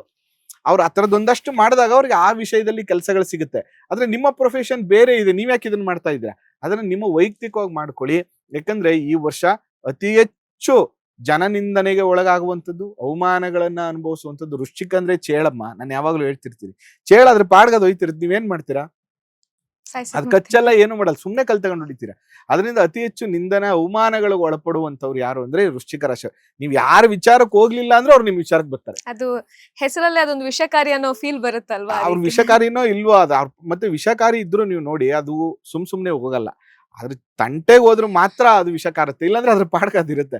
ಅದರಿಂದ ಈ ವರ್ಷ ಸ್ವಲ್ಪ ನಿಂದನೆಗೊಳಗಾಗುವಂಥದ್ದು, ಅವಮಾನಗಳಿಗೊಳಗಾಗುವಂಥದ್ದು, ದೃಷ್ಟಿಗೊಳಗಾಗುವಂಥದ್ದು ಇರುತ್ತೆ. ಅದಕ್ಕೆ ನಿಮ್ಮ ಪರ್ಸನಲ್ ವಿಚಾರಗಳನ್ನ ಶೇರ್ ಮಾಡ್ಬಿಡಿ. ನೀವ್ ಏನೇ ಮಾಡದಿದ್ರು ಅದನ್ನ ಸ್ವಲ್ಪ ಗುಟ್ಟಾಗಿ ಮಾಡಿ. ಸೈಡ್ ತಗೋಬೇಕಾ, ಊರವ್ರ ನಂಟರಿಗೆಲ್ಲ ಹೇಳ್ಕ ಮಾಡ್ಬೇಡಿ. ಏನೋ ಮನೆ ಭೂಮಿ ಪೂಜೆ ಮಾಡ್ಬೇಕಾ, ಗಂಡ ಹೆಂಡತಿ ಫಸ್ಟ್ ಸರ್ಕಲ್ ಒಂದ್ 4 ಜನ ಸೇರ್ಕ ಮಾಡ್ಕೊಳ್ಳಿ. ಒಂದ್ 50 ಜನನ್ನ ನೀವು ಭೂಮಿ ಪೂಜೆಗೆ ಕರೆದ್ರೆ ನೀವು ಗೃಹಪ್ರವೇಶ 3 ವರ್ಷ ಆದ್ರೂ ಮಾಡಕ್ಕಾಗಲ್ಲ, ದೃಷ್ಟಿಗೊಳಗಾಗ್ತೀರಾ. ಅದರಿಂದ ಸ್ವಲ್ಪ ಎಚ್ಚರಿಕೆಯಿಂದಿರಿ. ನೀವು ಮಾಡ್ಬೇಕಾಗಿರುವಂತ ನರಸಿಂಹಸ್ವಾಮಿ ಆರಾಧನೆ ಮಾಡಿ, ಇಟ್ ಇಸ್ ವೆರಿ ಇಂಪಾರ್ಟೆಂಟ್. ನರಸಿಂಹಸ್ವಾಮಿಯ ಪೂಜೆ, ನರಸಿಂಹಸ್ವಾಮಿ ಆರಾಧನೆ, ಅದರಲ್ಲೂ ಕೂಡ ಸಂಜೆ ಟೈಮಲ್ಲಿ ಬಾಗ್ಲಲ್ಲಿ 2 ದೀಪವನ್ನ ಚಿಟ್ಟು ಬಾಗಿಲಿಗೆ ಹೊರಮುಖವಾಗಿ ಕೂತ್ಕೊಂಡು, ಅಂದ್ರೆ ಮನೆ ಒಳಗ್ ಕೂತ್ಕೋಬೇಕು, ಆದ್ರೆ ಹೊರಗಡೆ ನೋಡ್ತಾ ಇರ್ಬೇಕು. ಹೊರಗಡೆ ಕೂತ್ಕೊಂಡು ನರಸಿಂಹಸ್ವಾಮಿ ಮಂತ್ರ ಅಥವಾ ನರಸಿಂಹಸ್ವಾಮಿ ಸ್ತೋತ್ರ ಪಾರಾಯಣ ಮಾಡೋದ್ರಿಂದ ಈ ವರ್ಷ ಬೆಸ್ಟ್ ರಿಸಲ್ಟ್ ಸಿಗುತ್ತೆ. ಜೊತೆಗೆ ನಾನು ಹೇಳಿದಂತ ಒಂದಷ್ಟು ವಿಚಾರಗಳಲ್ಲಿ ಎಚ್ಚರಿಕೆಯನ್ನು ತಗೊಳ್ಳಿ. ಓವರ್ ಆಲ್ ವೃಶ್ಚಿಕ ರಾಶಿಯವರಿಗೆ 50-50 ವರ್ಷ. After June it is very good time, ತುಂಬಾ ಒಳ್ಳೇದಾಗುತ್ತೆ, ಏನು ಟೆನ್ಷನ್ ತಗೊಳ್ಳೋದು ಬೇಡ. ಧನುಸ್ಸು ರಾಶಿಯವರ ಶುಭ ಫಲಗಳು ಈ ವರ್ಷ ಯಾವ ರೀತಿಯಾಗಿರ್ಲಿದೆ ಗುರುಜಿ? ಧನುರ್ರಾಶಿ ನೇರ ದಿಟ್ಟ ನಿರಂತರವಾದಂತಹ ರಾಶಿ. ಅದು ಏನೇ ಮಾತಾಡೋಕೆ ಹೋದ್ರು ಸ್ಟ್ರೈಟಾಗಿ ಮಾತಾಡುತ್ತೆ. ಏನು ಯಾರೇನು ಅಂದ್ಕೊಂಡ್ರು ನನಗೇನಾಗಬೇಕು ಅನ್ನೋ ರೀತಿ ಇದೆ. ಅದೇ ರೀತಿ ಅದಕ್ಕೆ ಅಧಿಪತಿಯೂ ಸಹ ಗುರು ಆಗ್ತಾನೆ. ಈಗ ಗೋಚಾರವಾದ ರೀತಿಯಲ್ಲಿ ನೋಡಿದಾಗ ಗುರು ಸಮಸಪ್ತಮ ಭಾವದಲ್ಲಿ ಸಂಚಾರ, ರಾಶ್ಯಾಧಿಪತಿಯು ಸಮಸಪ್ತಮ ಭಾವದಲ್ಲಿ ಸಂಚಾರ, ಗುರುವಿನ ಬಲ ಅತಿ ಹೆಚ್ಚಾಗಿದೆ. ಅದ್ರ ಒಟ್ಟಿಗೆ ಏನು ಹೇಳ್ತದೆ ಅಂದರೆ ಅರ್ಧಾಷ್ಟಮದಲ್ಲಿ ಶನಿ ಮಹಾತ್ಮರ ಸಂಚಾರ. ಅರ್ಧಾಷ್ಟಮರ ಶನಿ ಸಂಚಾರ ಮಾಡಬೇಕಾದ್ರೆ ತಾಯಿಯ ಆರೋಗ್ಯದಲ್ಲಿ, ಹಿರಿಯರ ಆರೋಗ್ಯದಲ್ಲಿ ಸ್ವಲ್ಪ ವ್ಯತ್ಯಾಸವನ್ನು ಕಾಣುವಂಥ ಸಾಧ್ಯತೆ ಇರ್ತದೆ. ಆದರೆ ಹಣಕಾಸಿನ ವಿಚಾರದಲ್ಲಿ ಖಂಡಿತವಾಗ್ಲೂ ಸಂಪೂರ್ಣ ಶುಭಫಲಗಳನ್ನು ಅನುಭವಿಸ್ತೀರಾ. ವಿವಾಹ ವಿಚಾರದಲ್ಲಿ ಅನುಕೂಲ ಆಗುವಂಥದ್ದಾಗಿರ್ಬೋದು, ಓದಿನ ವಿಚಾರದಲ್ಲಿ, ಮಕ್ಕಳ ಓದಿನ ವಿಚಾರದಲ್ಲಿ ತುಂಬ ಅನುಕೂಲ ಆಗುವಂಥದ್ದು. ತೃತೀಯ ಭಾವದಲ್ಲಿ ರಾಹುವಿನ ಸಂಚಾರವಾಗಿ ಅಣ್ಣ ತಮ್ಮಂದರಲ್ಲಿ ಸ್ವಲ್ಪ ಮಾನಸಿಕವಾಗಿ ವ್ಯತ್ಯಾಸಗಳು ಬರೋವಂಥದ್ದು, ಯಾವುದು ಆಸ್ತಿ ವಿಚಾರದಲ್ಲಿ ಸ್ವಲ್ಪ ವ್ಯತ್ಯಾಸ ಬರೋವಂಥದ್ದು, ಇದೆಲ್ಲ ಕಾಣಿಸುತ್ತೆ. ಅದನ್ನು ಹೊರತುಪಡಿಸಿದ್ರೆ ಈ ಸಮಸಪ್ತಮವಾದ ಗುರು ನೇರವಾದಂತಹ ದೃಷ್ಟಿ ಇರೋದ್ರಿಂದ ಎಲ್ಲ ವಿಚಾರದಲ್ಲೂ ಸಂಪೂರ್ಣ ಶುಭಫಲಗಳನ್ನು ಖಂಡಿತ ಧನುಸ್ ರಾಶಿಯವರು ಕಾಣ್ತಾರೆ. ಪ್ರಮುಖವಾಗಿ ಯಾರೆಲ್ಲ ಅವಿವಾಹಿತರಿರ್ತಾರೋ ಸಾಕಷ್ಟು ದಿನಗಳಿಂದ ಇವತ್ತಾಗುತ್ತೆ, ನಾಳೆ ಆಗುತ್ತೆ, ನಾಳಿದ್ದಾಗುತ್ತೆ, ಹೀಗೆ ಎಲ್ಲ ಯಾರತ್ರ ಜಾತಕ ತಗೊಂಡೋಗಿ ನೋಡಿಸಿದ್ರು ಸಹ ಇನ್ನ ಆಗ್ತಾ ಇರಲ್ಲ ಅನ್ನೋರ್ಗೂ ಸಹ ಈ ಜೂನ್ ಒಳಗಡೆ ಅನಿರೀಕ್ಷಿತವಾಗಿ ಒಳ್ಳೆ ವರ ಸಿಗುವಂಥದ್ದು, ವಧು ಸಿಗುವಂಥದ್ದು, ಅವ್ರಿಗೆ ವಿವಾಹಕ್ಕೆ ಅನುಕೂಲ ಆಗುವಂಥ ಸಾಧ್ಯತೆಗಳು ಸಹ ಇರ್ತದೆ. ತದನಂತರ ಗುರುವು ಅಷ್ಟಮ ಭಾವದಲ್ಲಿ ಸಂಚಾರ ಮಾಡ್ತಾರೆ. ಈ ಅಷ್ಟಮಂ ನಷ್ಟಮಂ ಅಂತ ಹೇಳ್ತಾರೆ, ಆದರೆ ಆ ಕ್ಷೇತ್ರ ಒಂದು ಉಚ್ಚ ಕ್ಷೇತ್ರವಾಗುತ್ತೆ. ಈ ರಾಶಿ ಅಧಿಪತಿಯು ಗುರು ಆಗ್ತಾರೆ. ಆ ರಾಶಿಯ ಅಧಿಪತಿಯಾದಂತಹ ಗುರು ಸಹ ಉಚ್ಚ ಕ್ಷೇತ್ರ ಸ್ಥಿತನಾಗ್ತಾನೆ. ಆಗೇನ್ ಹೇಳ್ತದೆ ಶಾಸ್ತ್ರ ಅಂದ್ರೆ, ಅನಿರೀಕ್ಷಿತವಾಗಿ ನಿಮಗೆ ಯಾವುದೋ ಒಂದು ಪಾಲುದಾರಿಕೆ ಬರುವಂಥದ್ದು, ಕೆಲಸದಲ್ಲಿ ಹೊಸ ಕೆಲಸ ಸಿಗುವಂಥದ್ದು, ಅಥವಾ ನೀವು ಹೊರದೇಶಗಳಿಗೆ ಹೋಗುವಂಥ ಅನುಕೂಲ ಸಹ ಆಗುವಂಥ ಸಾಧ್ಯತೆಗಳಿರ್ತದೆ. ಕೆಲವು ಸತಿ ಏನಾಗುತ್ತೆ, ಗುರುವಿನ ಬಲ ಕಮ್ಮಿ ಆಗುತ್ತೆ, ಆದ್ರೆ ಗುರು ಕ್ಷೇತ್ರ ಒಳ್ಳೆ ಕ್ಷೇತ್ರದಲ್ಲಿ ಸ್ಥಿತವಾಗಿರ್ತಾರೆ. ಆ ಕಾರಣದಿಂದ ಏನಾಗುತ್ತೆ ಅಂದ್ರೆ ಒಂದು 60-70% ಶುಭ ಫಲಗಳನ್ನೇ ಇವರು ಅನುಭವಿಸ್ತಾರೆ. ಈ ಅರ್ಧಾಷ್ಟಮ ಶನಿ ಹಾಗೂ ತೃತೀಯ ಭಾವದಲ್ಲಿ ಪರಾಕ್ರಮ ಭಾವದಲ್ಲಿ ರಾಹುವಿನ ಸಂಚಾರ ಮಾಡೋದ್ರಿಂದ ಸ್ವಲ್ಪ ಮಟ್ಟಿಗೆ ಅವಘಡಗಳಾಗಿರ್ಬೋದು, ಸಣ್ಣ ಪುಟ್ಟ ಮನಸ್ತಾಪಗಳಾಗಿರ್ಬೋದು, ಅದೇ ಮೊದಲೇ ತಿಳಿಸಿದ ಸ್ನೇಹಿತರಾಗಿರ್ಬೋದು, ಸಹಪಾಠಿಗಳಾಗಿರ್ಬೋದು, ಸಹೋದ್ಯೋಗಿಗಳಾಗಿರ್ಬೋದು, ಅಣ್ಣ ತಮ್ಮಂದರಾಗಿರ್ಬೋದು, ಇಂಥವರಿಂದ ಸ್ವಲ್ಪ ನಿಂದನೆಗಳಾಗಿರ್ಬೋದು ಅಥವಾ ಅಪಾದನೆಗಳಾಗಿರ್ಬೋದು, ಮತ್ತೆ ದೃಷ್ಟಿದೋಷಗಳಾಗಿರ್ಬೋದು, ಇದೆಲ್ಲವನ್ನು ಸಹ ಸೂಚಿಸುವಂತ ಸಾಧ್ಯತೆ ಇರ್ತದೆ. ಇದಕ್ಕೆಲ್ಲ ಓವರ್ ಆಲ್ ನಾವು ಏನ್ ಮಾಡ್ಕೊಂಡ್ರೆ ಒಳ್ಳೇದು ಅನ್ನೋಂತ ನೋಡೋದಾದ್ರೆ ಗುರುವಿನ ಸ್ಮರಣೆ, ಗುರುಗಳ ಸ್ಮರಣೆ ಮಾಡುವಂಥದ್ದು, ಗುರುಗಳ ದೇವಸ್ಥಾನಗಳಿಗೆ ಹೋಗುವಂಥದ್ದು, ಪ್ರದಕ್ಷಿಣೆ ಮಾಡುವಂಥದ್ದು, ಅವ್ರಿಗೆ ನಮಸ್ಕಾರಗಳು ಮಾಡುವಂಥದ್ದು, ಹೆಜ್ಜೆ ನಮಸ್ಕಾರ ಅಂತ ಹೇಳ್ತೀವಿ, ರಾಯರ ದೇವಸ್ಥಾನಕ್ಕೆ ಹೋಗುವಂಥದ್ದು, ಇದೆಲ್ಲ ಮಾಡ್ಕೊಂಡ್ಬಂದ್ರೆ ಖಂಡಿತ ತುಂಬಾ ಒಳ್ಳೇದಾಗುತ್ತೆ. ಈ ಅರ್ಧಾಷ್ಟಮ ಶನಿಗೆ ಮಂಗಳವಾರದತ್ತು ಹನುಮಂತನ ಸ್ಮರಣೆ ಮಾಡಿದ್ರೆ ಅದ್ಭುತವಾದಂತಹ ರಿಸಲ್ಟ್ ಅನ್ನ ಹನುಮಂತ ದೇವರಿಂದ ನಿಮ್ಗಾಗುತ್ತೆ. ಅದೇ ರೀತಿ ದೃಷ್ಟಿದೋಷವೂ ಸಹ ನಿವಾರಣೆ ಆಗುತ್ತೆ. ಓವರ್ ಆಲ್ ಹೇಳ್ಬೇಕು ಅಂದ್ರೆ ಖಂಡಿತವಾಗ್ಲೂ ಧನುರಾಶಿಯವರು ಸಂಪೂರ್ಣ ಆಗದೆ ಹೋದ್ರು ಒಂದು 80% ಶುಭ ಫಲಗಳನ್ನ ಖಂಡಿತ ಕಾಣಬಹುದು. ದ್ವಾದಶ ರಾಶಿಗಳಲ್ಲಿ 10ನೇ ರಾಶಿ ಮಕರ ರಾಶಿ. ಸೊ ಮಕರ ರಾಶಿಯವರ ಭವಿಷ್ಯ ಈ ವರ್ಷ ಯಾವ ರೀತಿಯಾಗಿರ್ಲಿದೆ? ಮಕರ ರಾಶಿಯವರು, ನಾನು ಅವಾಗಿಂದ ಕಾಯ್ತಿದ್ದೆ, ಸ್ಟಾರ್ಟಿಂಗ್ ಹೇಳಿದ್ದೆ ನಾನು ವಿಕ್ಟ್ರಿ ಅಂತ. ಆ ವಿಕ್ಟ್ರಿ ತೋರಿಸ್ಬೇಕು ಅಂತ ಆಸೆ ಇತ್ತು. ಆ ಮಕರ ರಾಶಿಯವರಿಗೆ ವಿಕ್ಟ್ರಿ ತೋರ್ಸಂತ ಟೈಮ್ ಬಂತಿದ್ದು. ಆಫ್ಟರ್ ಜೂನ್ ಸಾಕಾಯ್ತು, 7.5 ವರ್ಷ 7.5 ಅನುಭವಿಸಿದ್ದಾರೆ. ಸಿಕ್ಕಾಬಟ್ಟೆ ಸ್ಟ್ರಗಲ್ ಮಾಡಿರ್ತಾರೆ ಮಕರ ರಾಶಿಯವರು. ತುಂಬಾ ಚೆನ್ನಾಗೂ ಆಗಿರ್ತಾರೆ, ಫೈನಾನ್ಷಿಯಲಿನೂ ಚೆನ್ನಾಗಿರ್ತಾರೆ, 0 ಇಂದ ಹೀರೋ ಕೂಡ ಆಗಿರ್ತಾರೆ. ಬಟ್ ಸೇಮ್ ಟೈಮಲ್ಲಿ ಸಿಕ್ಕಾಬಟ್ಟೆ ಸ್ಟ್ರಗಲ್ಸ್ ಮಾಡಿರ್ತಾರೆ ಅವರು. ಆದ್ರೆ ಆ ಮಕರ ರಾಶಿಯವರಿಗೆ ಎಲ್ಲ ಮುಗಿಯೋ ಟೈಮ್ ಬಂತು. 7.5 ಮುಗೀತು. 7.5 ಮುಗಿದ್ರು ಗುರುಬಲ ಇರ್ಲಿಲ್ಲ. ಈಗ ಗುರುಬಲನು ಜೂನ್ ತಿಂಗಳಲ್ಲಿ ಬಂದ್ಬಿಡ್ತು. 7ನೇ ಮನೇಲಿ ಉಚ್ಚ ಸ್ಥಾನದಲ್ಲಿ ಕುತ್ಕೊಂಡು ತನ್ನದೇ ರಾಶಿಯನ್ನ ಗುರು ನೋಡ್ತಾನೆ. ದೈವ ಬಲ ಕೂಡ ಸಿಕ್ತು. ಈ ವರ್ಷ ಶುಭ ಕಾರ್ಯಗಳು ನಡೆಯುತ್ತೆ, ಮದುವೆ ಕಾರ್ಯಗಳು ನಡೆಯುತ್ತೆ, ಯಾರೋ ಅನ್ಎಕ್ಸ್ಪೆಕ್ಟೆಡ್ ವ್ಯಕ್ತಿ ಬಂದು ನಿಮಗೆ ಸಪೋರ್ಟ್ ಮಾಡ್ತಾರೆ, ಪ್ರಮೋಷನ್ ಸಿಗುತ್ತೆ, ಮಾಡುವಂತ ಕೆಲಸದಲ್ಲಿ ಅನುಕೂಲ ಆಗುತ್ತೆ. ಈ 3ನೇ ಮನೇಲಿ ಗುರು ವಿಪರೀತವಾದಂತ ಧೈರ್ಯ ಬರುತ್ತೆ. ನಿಮ್ಮನ್ನೆಲ್ಲ ಯಾರು ವಿರೋಧಿಸ್ತಿದ್ರು ಅವರೆಲ್ಲ ಬಂದ್ಬಿಟ್ಟು ನಿಮ್ ಜೊತೆ ಸೆಲ್ಫಿ ತಗೋತಾರೆ. ಶತ್ರು ಬಾಧೆಗಳು ಕಮ್ಮಿ ಆಗುತ್ತೆ. ಆದ್ರೆ ಒಂದೇ ಒಂದು ಸಣ್ಣ ಸಜೆಷನ್ ಏನಂತಂದ್ರೆ, ಯಾವ ವ್ಯಕ್ತಿ ಲೈಫಲ್ಲಿ ತುಂಬಾ ಅಚೀವ್ಮೆಂಟ್, ತುಂಬಾ ಸಕ್ಸಸ್ಫುಲ್ ವ್ಯಕ್ತಿಗಳಾಗ್ತಾರೆ. ಎನಿ ಪ್ರೊಫೆಷನ್ ಇರ್ಬೋದು. ಸಕ್ಸಸ್ ಆಗೋವರೆಗೆ ಹಾರ್ಡ್ ವರ್ಕ್ ಮಾಡೋದಲ್ಲ, ಸಕ್ಸಸ್ ಸಿಕ್ಕ ಮೇಲೆ ಕೂಡ ಹಾರ್ಡ್ ವರ್ಕ್ ಮಾಡಬೇಕು. ಅವಾಗ ಅವರು ಕಾನ್ಸ್ಟೆಂಟ್ ಆಗಿ ತುಂಬಾ ದೊಡ್ಡ ಮಟ್ಟಕ್ಕೆ ಬೆಳೀತಾರೆ. ಅದೇ ತರ ಈ ಮಕರ ರಾಶಿಯವ್ರದ್ದು ಒಂದು ದೊಡ್ಡ ಸಮಸ್ಯೆ ಏನಂದ್ರೆ, ಅವ್ರಿಗೆ ಕೆಲಸ ಆಗ್ಬೇಕಾ, ಕೆಲಸ ಮಾಡಲೇಬೇಕು ಅಂತ ನಿಂತ್ಕೊಬಿಟ್ರೆ ಅದೆಷ್ಟೇ ಕಷ್ಟ ಆದ್ರೂ ಮಾಡ್ತಾರೆ. ಆದ್ರೆ ಒಂದ್ಸರಿ ಸೋಮಾರಿತನ ಅಥವಾ ಅವ್ರಿಗೆ ಏನೋ ಒಂದು ಬೇಸಿಕ್ ನೀಡ್ಸ್, ಅವ್ರು ಏನೋ ಅನ್ಕೊಂಡಿದ್ರು ಮುಗೀತು, ಅಥವಾ ಅವ್ರೇನೋ ಒಂದು ಇವತ್ತಿನ ದಿನ ಸಂಪಾದನೆ 10,000, ಅಥವಾ ಈ ತಿಂಗಳ ಕಮಿಟ್ಮೆಂಟ್ ನನ್ಗಿಷ್ಟು ಬಂದ್ಬಿಟ್ರೆ ಆರಾಮ್ ತಗೋಬಿಡ್ತಾರೆ. ಮೊಸಳೆ ತರ ಸ್ವಲ್ಪ ನಿದ್ರೆ ಜಾಸ್ತಿ ಮಾಡ್ತಾರೆ, ಆಲಸ್ಯತನ ಬಂದ್ಬಿಡುತ್ತೆ. ಅದರಿಂದ ಆಲಸ್ಯತನವನ್ನ ಬಿಟ್ಬಿಡಿ. ಈ ವರ್ಷ ನೀವು ಎಷ್ಟು ಹಾರ್ಡ್ ವರ್ಕ್ ಮಾಡ್ತಿರೋ, ಎಷ್ಟು ನಿಮ್ಮ ಕೆಲಸ ಕಾರ್ಯಗಳಿಗೆ ಟೈಮ್ ಸ್ಪೆಂಡ್ ಮಾಡ್ತಿರೋ ಅಷ್ಟು ಅರ್ನ್ ಮಾಡ್ತೀರಿ. ಒಳ್ಳೆ ದಿನಗಳು ನಿಮಗೆ ಬಂದಿದೆ. ವಿಕ್ಟ್ರಿಯನ್ನ ಅನುಭವಿಸುವಂತ ಸಮಯ. ಸಣ್ಣ ಪುಟ್ಟ ಒಂದಷ್ಟು ಆರೋಗ್ಯದ ಸಮಸ್ಯೆಗಳಿರ್ತದೆ, ಅದ್ರ ಬಗ್ಗೆ ತುಂಬಾ ತಲೆ ಕೆಡಿಸ್ಕೋಬೇಡಿ. ಸ್ವಲ್ಪ ಫ್ಯಾಮಿಲಿ ಇಶ್ಯೂಸ್, ಯಾಕಂದ್ರೆ 2ನೇ ಮನೇಲಿ ರಾಹು, ಅಷ್ಟಮದಲ್ಲಿ ಕೇತು ಸಂಚಾರ ಮಾಡುವಾಗ ವ್ಯವಹಾರಿಕವಾಗಿ, ಫೈನಾನ್ಷಿಯಲಿ ಎಲ್ಲಾ ತರ ಸಮಸ್ಯೆಗಳು ನಿವಾರಣೆ ಆಗಿ ತುಂಬಾ ನೇಮು ಫೇಮು ದುಡ್ಡು ಎಲ್ಲಾ ತರ ಅನುಕೂಲಗಳು ನಿಮ್ಗಾದ್ರೂ ಮನೇಲಿ ಒಂಚೂರು ಕಿರಿಕಿರಿ ಇರುತ್ತೆ. 2ನೇ ಮನೇಲಿ ರಾವು, ಬೇಡದಿರೋ ವಿಚಾರ, ನಿಮ್ಮ ಅತ್ತಿಗೆ ಹಿಂಗ್ ಅಂದ್ಬಿಟ್ರು, ನಿಮ್ಮ ಅಕ್ಕ ಹಿಂಗ್ ಅಂದ್ಬಿಟ್ರು, ನೀನ್ ಹೆಂಡತಿ ಮನೆಯವ್ರು ಹಿಂಗ್ ಮಾಡ್ಬಿಟ್ರು, ಈ ತರದೊಂದಷ್ಟು ಇದ್ದೇ ಇರುತ್ತೆ. ಇದರದ್ದೆಲ್ಲ ಜಾಸ್ತಿ ಮನೆ ವಿಚಾರಕ್ಕೆ ಈ ವರ್ಷ ಜಾಸ್ತಿ ತಲೆ ಕೆಡಿಸ್ಕೋಬೇಡಿ. ಅದು ತನಗ್ ತಾನೇ ಎಲ್ಲಾ ತರದ ಸಮಸ್ಯೆಗಳು ಕೂಡ ಸಾಲ್ವ್ ಆಗುತ್ತೆ. ಒನ್ಲಿ ಫೋಕಸ್ ಇವರ ಜಾಬ್, ನಿಮ್ಮ ಕೆಲಸದ ಕಡೆ ಕಾನ್ಸಂಟ್ರೇಟ್ ಮಾಡಿದ್ರೆ after June it is A very best time. ಅನುಕೂಲ ಆಗುತ್ತೆ ಇವ್ರಿಗೆ.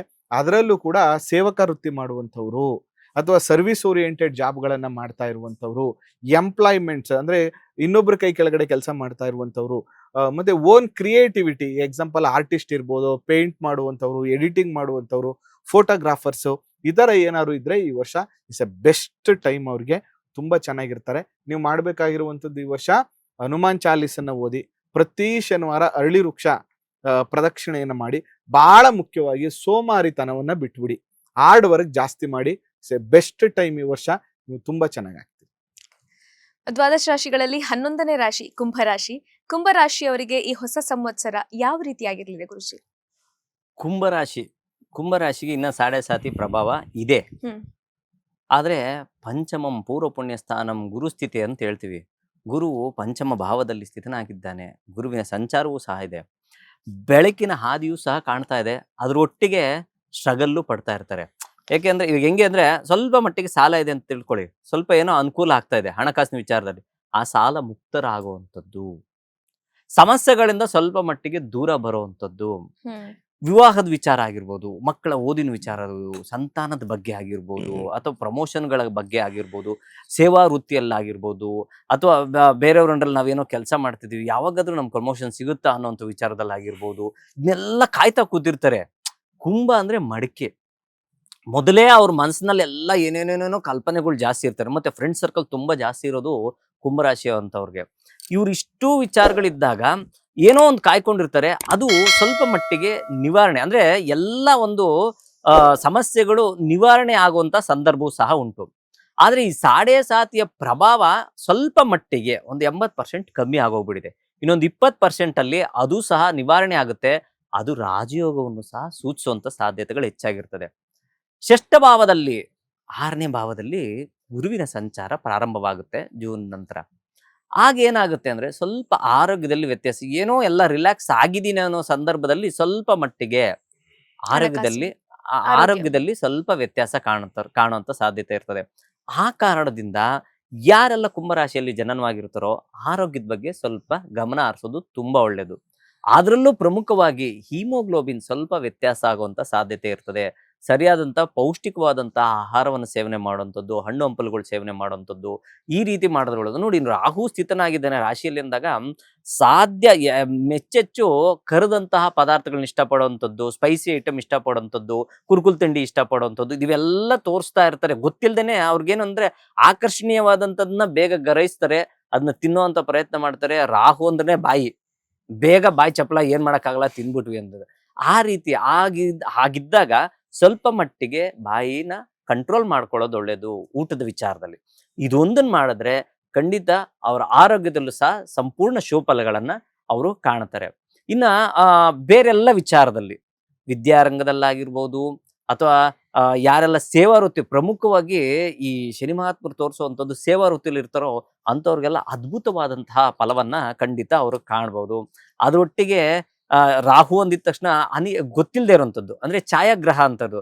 ಅನಿರೀಕ್ಷಿತವಾಗಿ ಕೆಲವೊಂದು ವಿಚಾರಗಳಲ್ಲಿ ಅವರು ತೊಡಕೊಳ್ತಾರೆ, ಅದನ್ನ ದೂರ ಮಾಡೋದು ಒಳ್ಳೇದು. ಅಂದ್ರೆ ಬೇಡದೇ ಇರೋ ವಿಚಾರನ ಅವ್ರು ಅಂಟಿಸ್ಕೊಳಕ್ ಹೋಗ್ಬಾರ್ದು. ಎಷ್ಟು ಬೇಕೋ ಅಷ್ಟಲ್ಲಿದ್ರೆ ಖಂಡಿತ ಕುಂಭರಾಶಿಯವರು ಸಂಪೂರ್ಣ ಶುಭಫಲಗಳನ್ನ ಕಾಣ್ತಾರೆ. ಅವರು ಮಾಡ್ಬೇಕಾಗಿರುವಂತಹ ಪರಿಹಾರ ಹನುಮಂತನ ಸ್ಮರಣೆ. ಪ್ರತಿ ಶನಿವಾರ ಮಂಗಳವಾರ ಹನುಮಂತನ ದೇವಸ್ಥಾನಕ್ಕೆ ಹೋಗೋದು, ಪ್ರದಕ್ಷಿಣೆ ಮಾಡುವಂಥದ್ದು, ನಮಸ್ಕಾರ ಮಾಡುವಂಥದ್ದು ಇದು ಮುಖ್ಯ. ಹನುಮಾನ್ ಚಾಳಿಸ್ ಓದುವಂಥದ್ದು ತುಂಬಾ ಮುಖ್ಯ. ಗುರುಗಳೇ ನಮ್ಗೆ ಅಷ್ಟು ದುಡ್ದು ನಮ್ಗೆ ಓದಕ್ ಬರಲ್ಲ ಅಂದವ್ರು ಅಟ್ಲೀಸ್ಟ್ ಕೇಳಲಿ, ಅಥವಾ ಹನುಮಂತಂದು ಯಾವ್ದಾದ್ರು ಒಂದು ಸ್ಮರಣೆ ಮಾಡ್ಲಿ. ಮನೋಜವಂ ಮಾರತು ತುಲ್ಯ ವೇಗಂ ಜಿತೇಂದ್ರಿಯಂ ಬುದ್ಧಿಮತಾಂ ವರಿಷ್ಠಂ ವಾತಾತ್ಮಜಂ ವಾನರಯೋಧ ಮುಖ್ಯಂ ಶ್ರೀರಾಮದೂತಂ ಶಿರಸಾ ನಮಾಮಿ. ಇಂಥ ಸಣ್ಣ ಸಣ್ಣ ಮಂತ್ರಗಳು ಇರ್ತವೆ. ಅದಾದ್ರೂ ಅವರು ಒಂದಷ್ಟು ಬಾರಿ ಪ್ರಯತ್ನ ಮಾಡಿದ್ರೆ ಖಂಡಿತ ಸಂಪೂರ್ಣ ಶುಭ ಫಲಗಳು ಆಗುತ್ತೆ. ಯಾವ ರೀತಿ ಭಯ ಪಡುವಂಥದ್ದಿಲ್ಲ. ಸಾಡೆ ಸಾತಿಯ ಪರಿಣಾಮವೂ ಸಹ ಕಮ್ಮಿ ಆಗ್ತಾ ಇದೆ. ಧನ್ಯವಾದ ಗುರುಜಿ. ದ್ವಾದಶ ರಾಶಿಗಳಲ್ಲಿ ಕೊನೆಯ ಹಾಗೆ ಜಲತತ್ವದ ರಾಶಿ ಅಂದ್ರೆ ಮೀನರಾಶಿ. ಸೊ ಮೀನರಾಶಿಯವರ ವರ್ಷ ಭವಿಷ್ಯ ಈ ವರ್ಷ ಯಾವ ರೀತಿಯಾಗಿರ್ಲಿದೆ ಅಂತ? ಕೊನೆ ರಾಶಿ ಅಂದ ತಕ್ಷಣ ಮೀನರಾಶಿ ಇದು ಸಮುದ್ರದ ರಾಶಿ. ಇದು ದೊಡ್ಡದಾಗಿ ಯೋಚನೆ ಮಾಡ್ತಾರೆ, ದೊಡ್ಡ ಚಿಂತನೆಗಳನ್ನ ಇಟ್ಕೊಂಡಿರ್ತಾರೆ, ಮೇಧಾವಿಗಳಾಗಿರ್ತಾರೆ. ಸರ್ಟಿಫಿಕೇಟ್ ಬೇಕಿಲ್ಲ ಇವರಿಗೆ, ಯಾವುದೋ ಯೂನಿವರ್ಸಿಟಿ ಸರ್ಟಿಫಿಕೇಟ್ಗಳು ಬೇಕಿಲ್ಲ. ವ್ಯಕ್ತಿಗತವಾಗಿ ನಾಲೆಡ್ಜ್ ಇರ್ತಾರೆ. ನಾವ್ ಯಾವಾಗ್ಲೂ ಏನ್ ಹೇಳ್ತೀವಿ ಅಂದ್ರೆ ನನ್ನ ವೃತ್ತಿ ಮಾಡ್ಲಿಕ್ಕೋಸ್ಕರ ಸರ್ಟಿಫಿಕೇಟ್ಗಳು ಬೇಕು, ಆದ್ರೆ ಆ ವೃತ್ತಿಗೆ ಮೀರಿದ ಒಂದು ನಾಲೆಡ್ಜ್ ಇರುತ್ತೆ. ಆ ತರದ ರಾಶಿ ಅಂತ ಹೇಳಿದ್ರೆ ನಾವು ತಪ್ಪಾಗಿರ್ಲಿಕ್ಕಿಲ್ಲ. ಬಟ್ ಈ ವರ್ಷ ಏನಂದ್ರೆ ಸಾಡೆ ಸಾತಿ ಆಲ್ರೆಡಿ ಪ್ರಾರಂಭ ಆಗ್ಬಿಟ್ಟಿದೆ. ಒಂದಷ್ಟು ಸ್ಟ್ರಗಲ್ಸ್ ಅಂತೂ ಇದ್ದಿರುತ್ತಮ್ಮ. ಅದರಲ್ಲೂ ಜೂನ್ ವರ್ಗಂತೂ ಚೆನ್ನಾಗಿಲ್ಲ.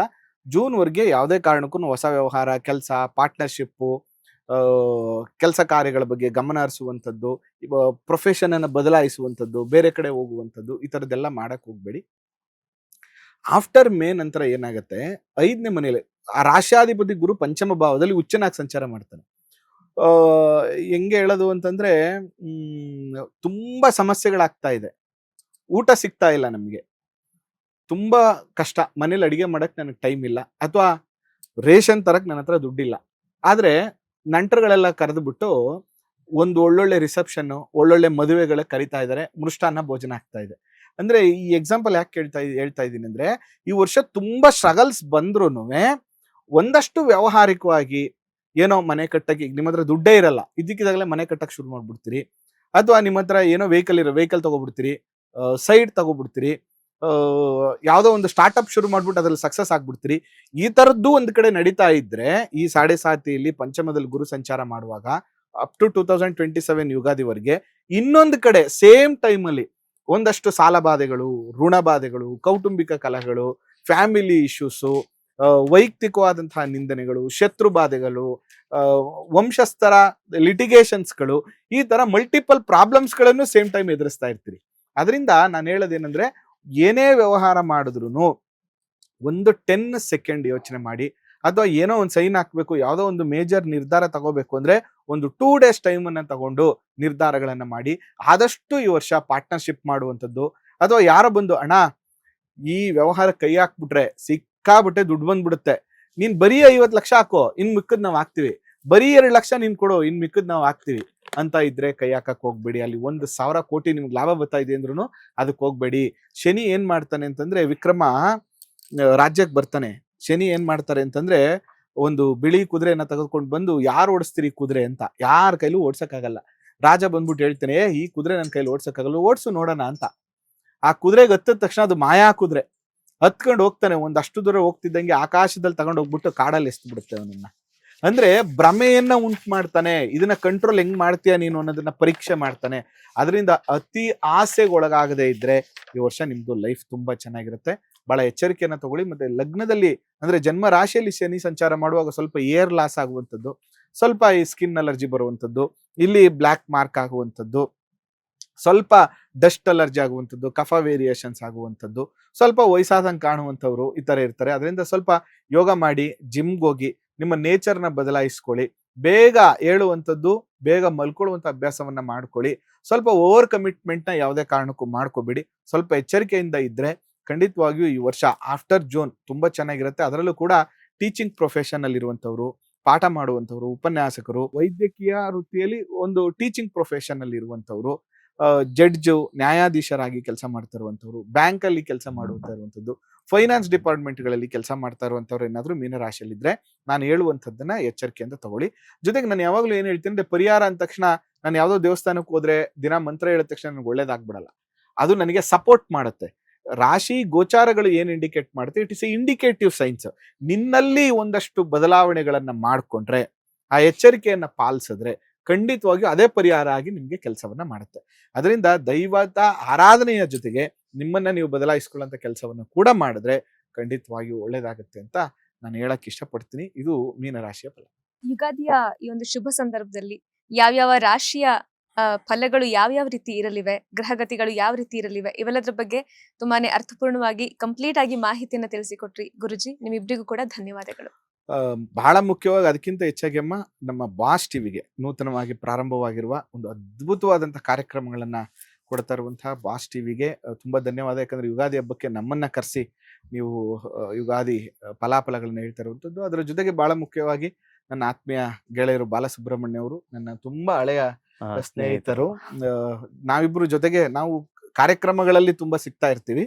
ಆದ್ರೆ ಈ ತರ ವಾಹಿನಿಯಲ್ಲಿ ಫಸ್ಟ್ ಟೈಮ್ ತುಂಬಾ ಆತ್ಮೀಯರಾಗಿದ್ರು, ಈ ತರ ಕಾರ್ಯಕ್ರಮ ನಡ್ಸಕ್ ಆಗಿರ್ಲಿಲ್ಲ. ಒಟ್ಟಿಗೆ ಮಾಡ್ತಾ ಇರುವಂತದ್ದು ನಮ್ಗೆ ಡಬಲ್ ಧಮಾಕ, ಇನ್ನೂ ಖುಷಿಯನ್ನ ಕೊಟ್ಟಿದೆ. ಎಲ್ಲ ಬಾಸ್ ಟಿವಿಯ ವೀಕ್ಷಕ ಬಂಧುಗಳಿಗೆ ಮತ್ತು ಎಲ್ಲ ತಂಡದವರಿಗೆ ಯುಗಾದಿ ವರ್ಷ ಅತ್ಯಂತ ಯಶಸ್ವಿಯಾಗ್ಲಿ, ಬಾಸ್ ಟಿವಿ ಉತ್ತರೋತ್ತರವಾಗಿ ಅಭಿವೃದ್ಧಿ ಆಗ್ಲಿ, ಎಲ್ಲರಿಗೂ ಕೂಡ ಒಳ್ಳೇದಾಗ್ಲಿ. ಮಲೆಮಹದೇಶ್ವರನ ಅನುಗ್ರಹ ಇರ್ಲಿ. ನಮಸ್ಕಾರ. ನನ್ನ ಮಿತ್ರರು ಅವರು ಅದ್ಭುತವಾದಂತಹ ವಿಚಾರಗಳನ್ನು ತಿಳಿಸ್ಕೊಟ್ಟಿದ್ದಾರೆ. ಅದರೊಟ್ಟಿಗೆ ನಾವು ಸಾಕಷ್ಟು ವರ್ಷಗಳಿಂದ ಸಾಕಷ್ಟು ಕಾರ್ಯಕ್ರಮಗಳನ್ನು ನೋಡಿದ್ವಿ. ಸಾಕಷ್ಟು ವಿದ್ಯೆ ದಾನ ಮಾಡಿದ್ದಾರೆ, ಅಂದ್ರೆ ಸಾಕಷ್ಟು ಜನಕ್ಕೆ ವಿದ್ಯೆ ದಾನ ಮಾಡಿದ್ದಾರೆ. ಅದರಲ್ಲೂ ಇವರು ಶಿಷ್ಯ ವೃಂದ ಅಂತೂ ಸಾಕಷ್ಟು ಜನ ನಮ್ಮ ದೇಶ ವಿದೇಶಗಳಲ್ಲೂ ಸಹ ಇದ್ದಾರೆ.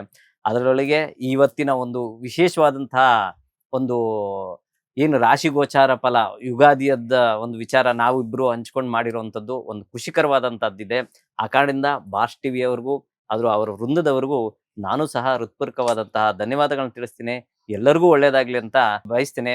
ಅದೇ ರೀತಿ ಪ್ರಪಂಚದಲ್ಲಿರುವ ಪ್ರಾಣಿ ಪಕ್ಷಿ ಜೀವರಾಶಿ ಸಸ್ಯಚರ ಜಲಚರ ಎಲ್ಲರೂ ಸಮೃದ್ಧಿಯಾಗಿ ಎಲ್ಲರೂ ಆನಂದವಾಗಿರ್ಲಿ, ನೆಮ್ಮದಿಯಾಗಿರ್ಲಿ ಅಂತ ಆ ಪರಮೇಶ್ವರಲ್ಲಿ ಬೇಡ್ಕೊಂತೀನಿ. ಎಲ್ಲರಿಗೂ ನಮಸ್ಕಾರ. ಧನ್ಯವಾದ ವೀಕ್ಷಕರೇ. ಇದಾಗಿತ್ತು ಈ ಹೊತ್ತಿನ ವಿಶೇಷ. ನೋಡ್ತಾ ಇರಿ ಬಾಸ್ ಟಿವಿ ಕನ್ನಡ. ಲೇಟೆಸ್ಟ್ ಹಾಗೂ ಇಂಟ್ರೆಸ್ಟಿಂಗ್ ಸುದ್ದಿಗಳಿಗಾಗಿ ಬಾಸ್ ಟಿವಿ ಕನ್ನಡ ಚಾನೆಲ್ನ ಸಬ್ಸ್ಕ್ರೈಬ್ ಮಾಡಿ. ಹಾಗೆಯೇ ಬೆಲ್ ಐಕಾನ್ ಪ್ರೆಸ್ ಮಾಡಿ. ಇದರ ಜೊತೆಗೆ ಫೇಸ್ಬುಕ್, ಇನ್ಸ್ಟಾಗ್ರಾಮ್, ಎಕ್ಸ್ ನಲ್ಲೂ ಮಿಸ್ ಮಾಡದೆ ಫಾಲೋ ಮಾಡಿ.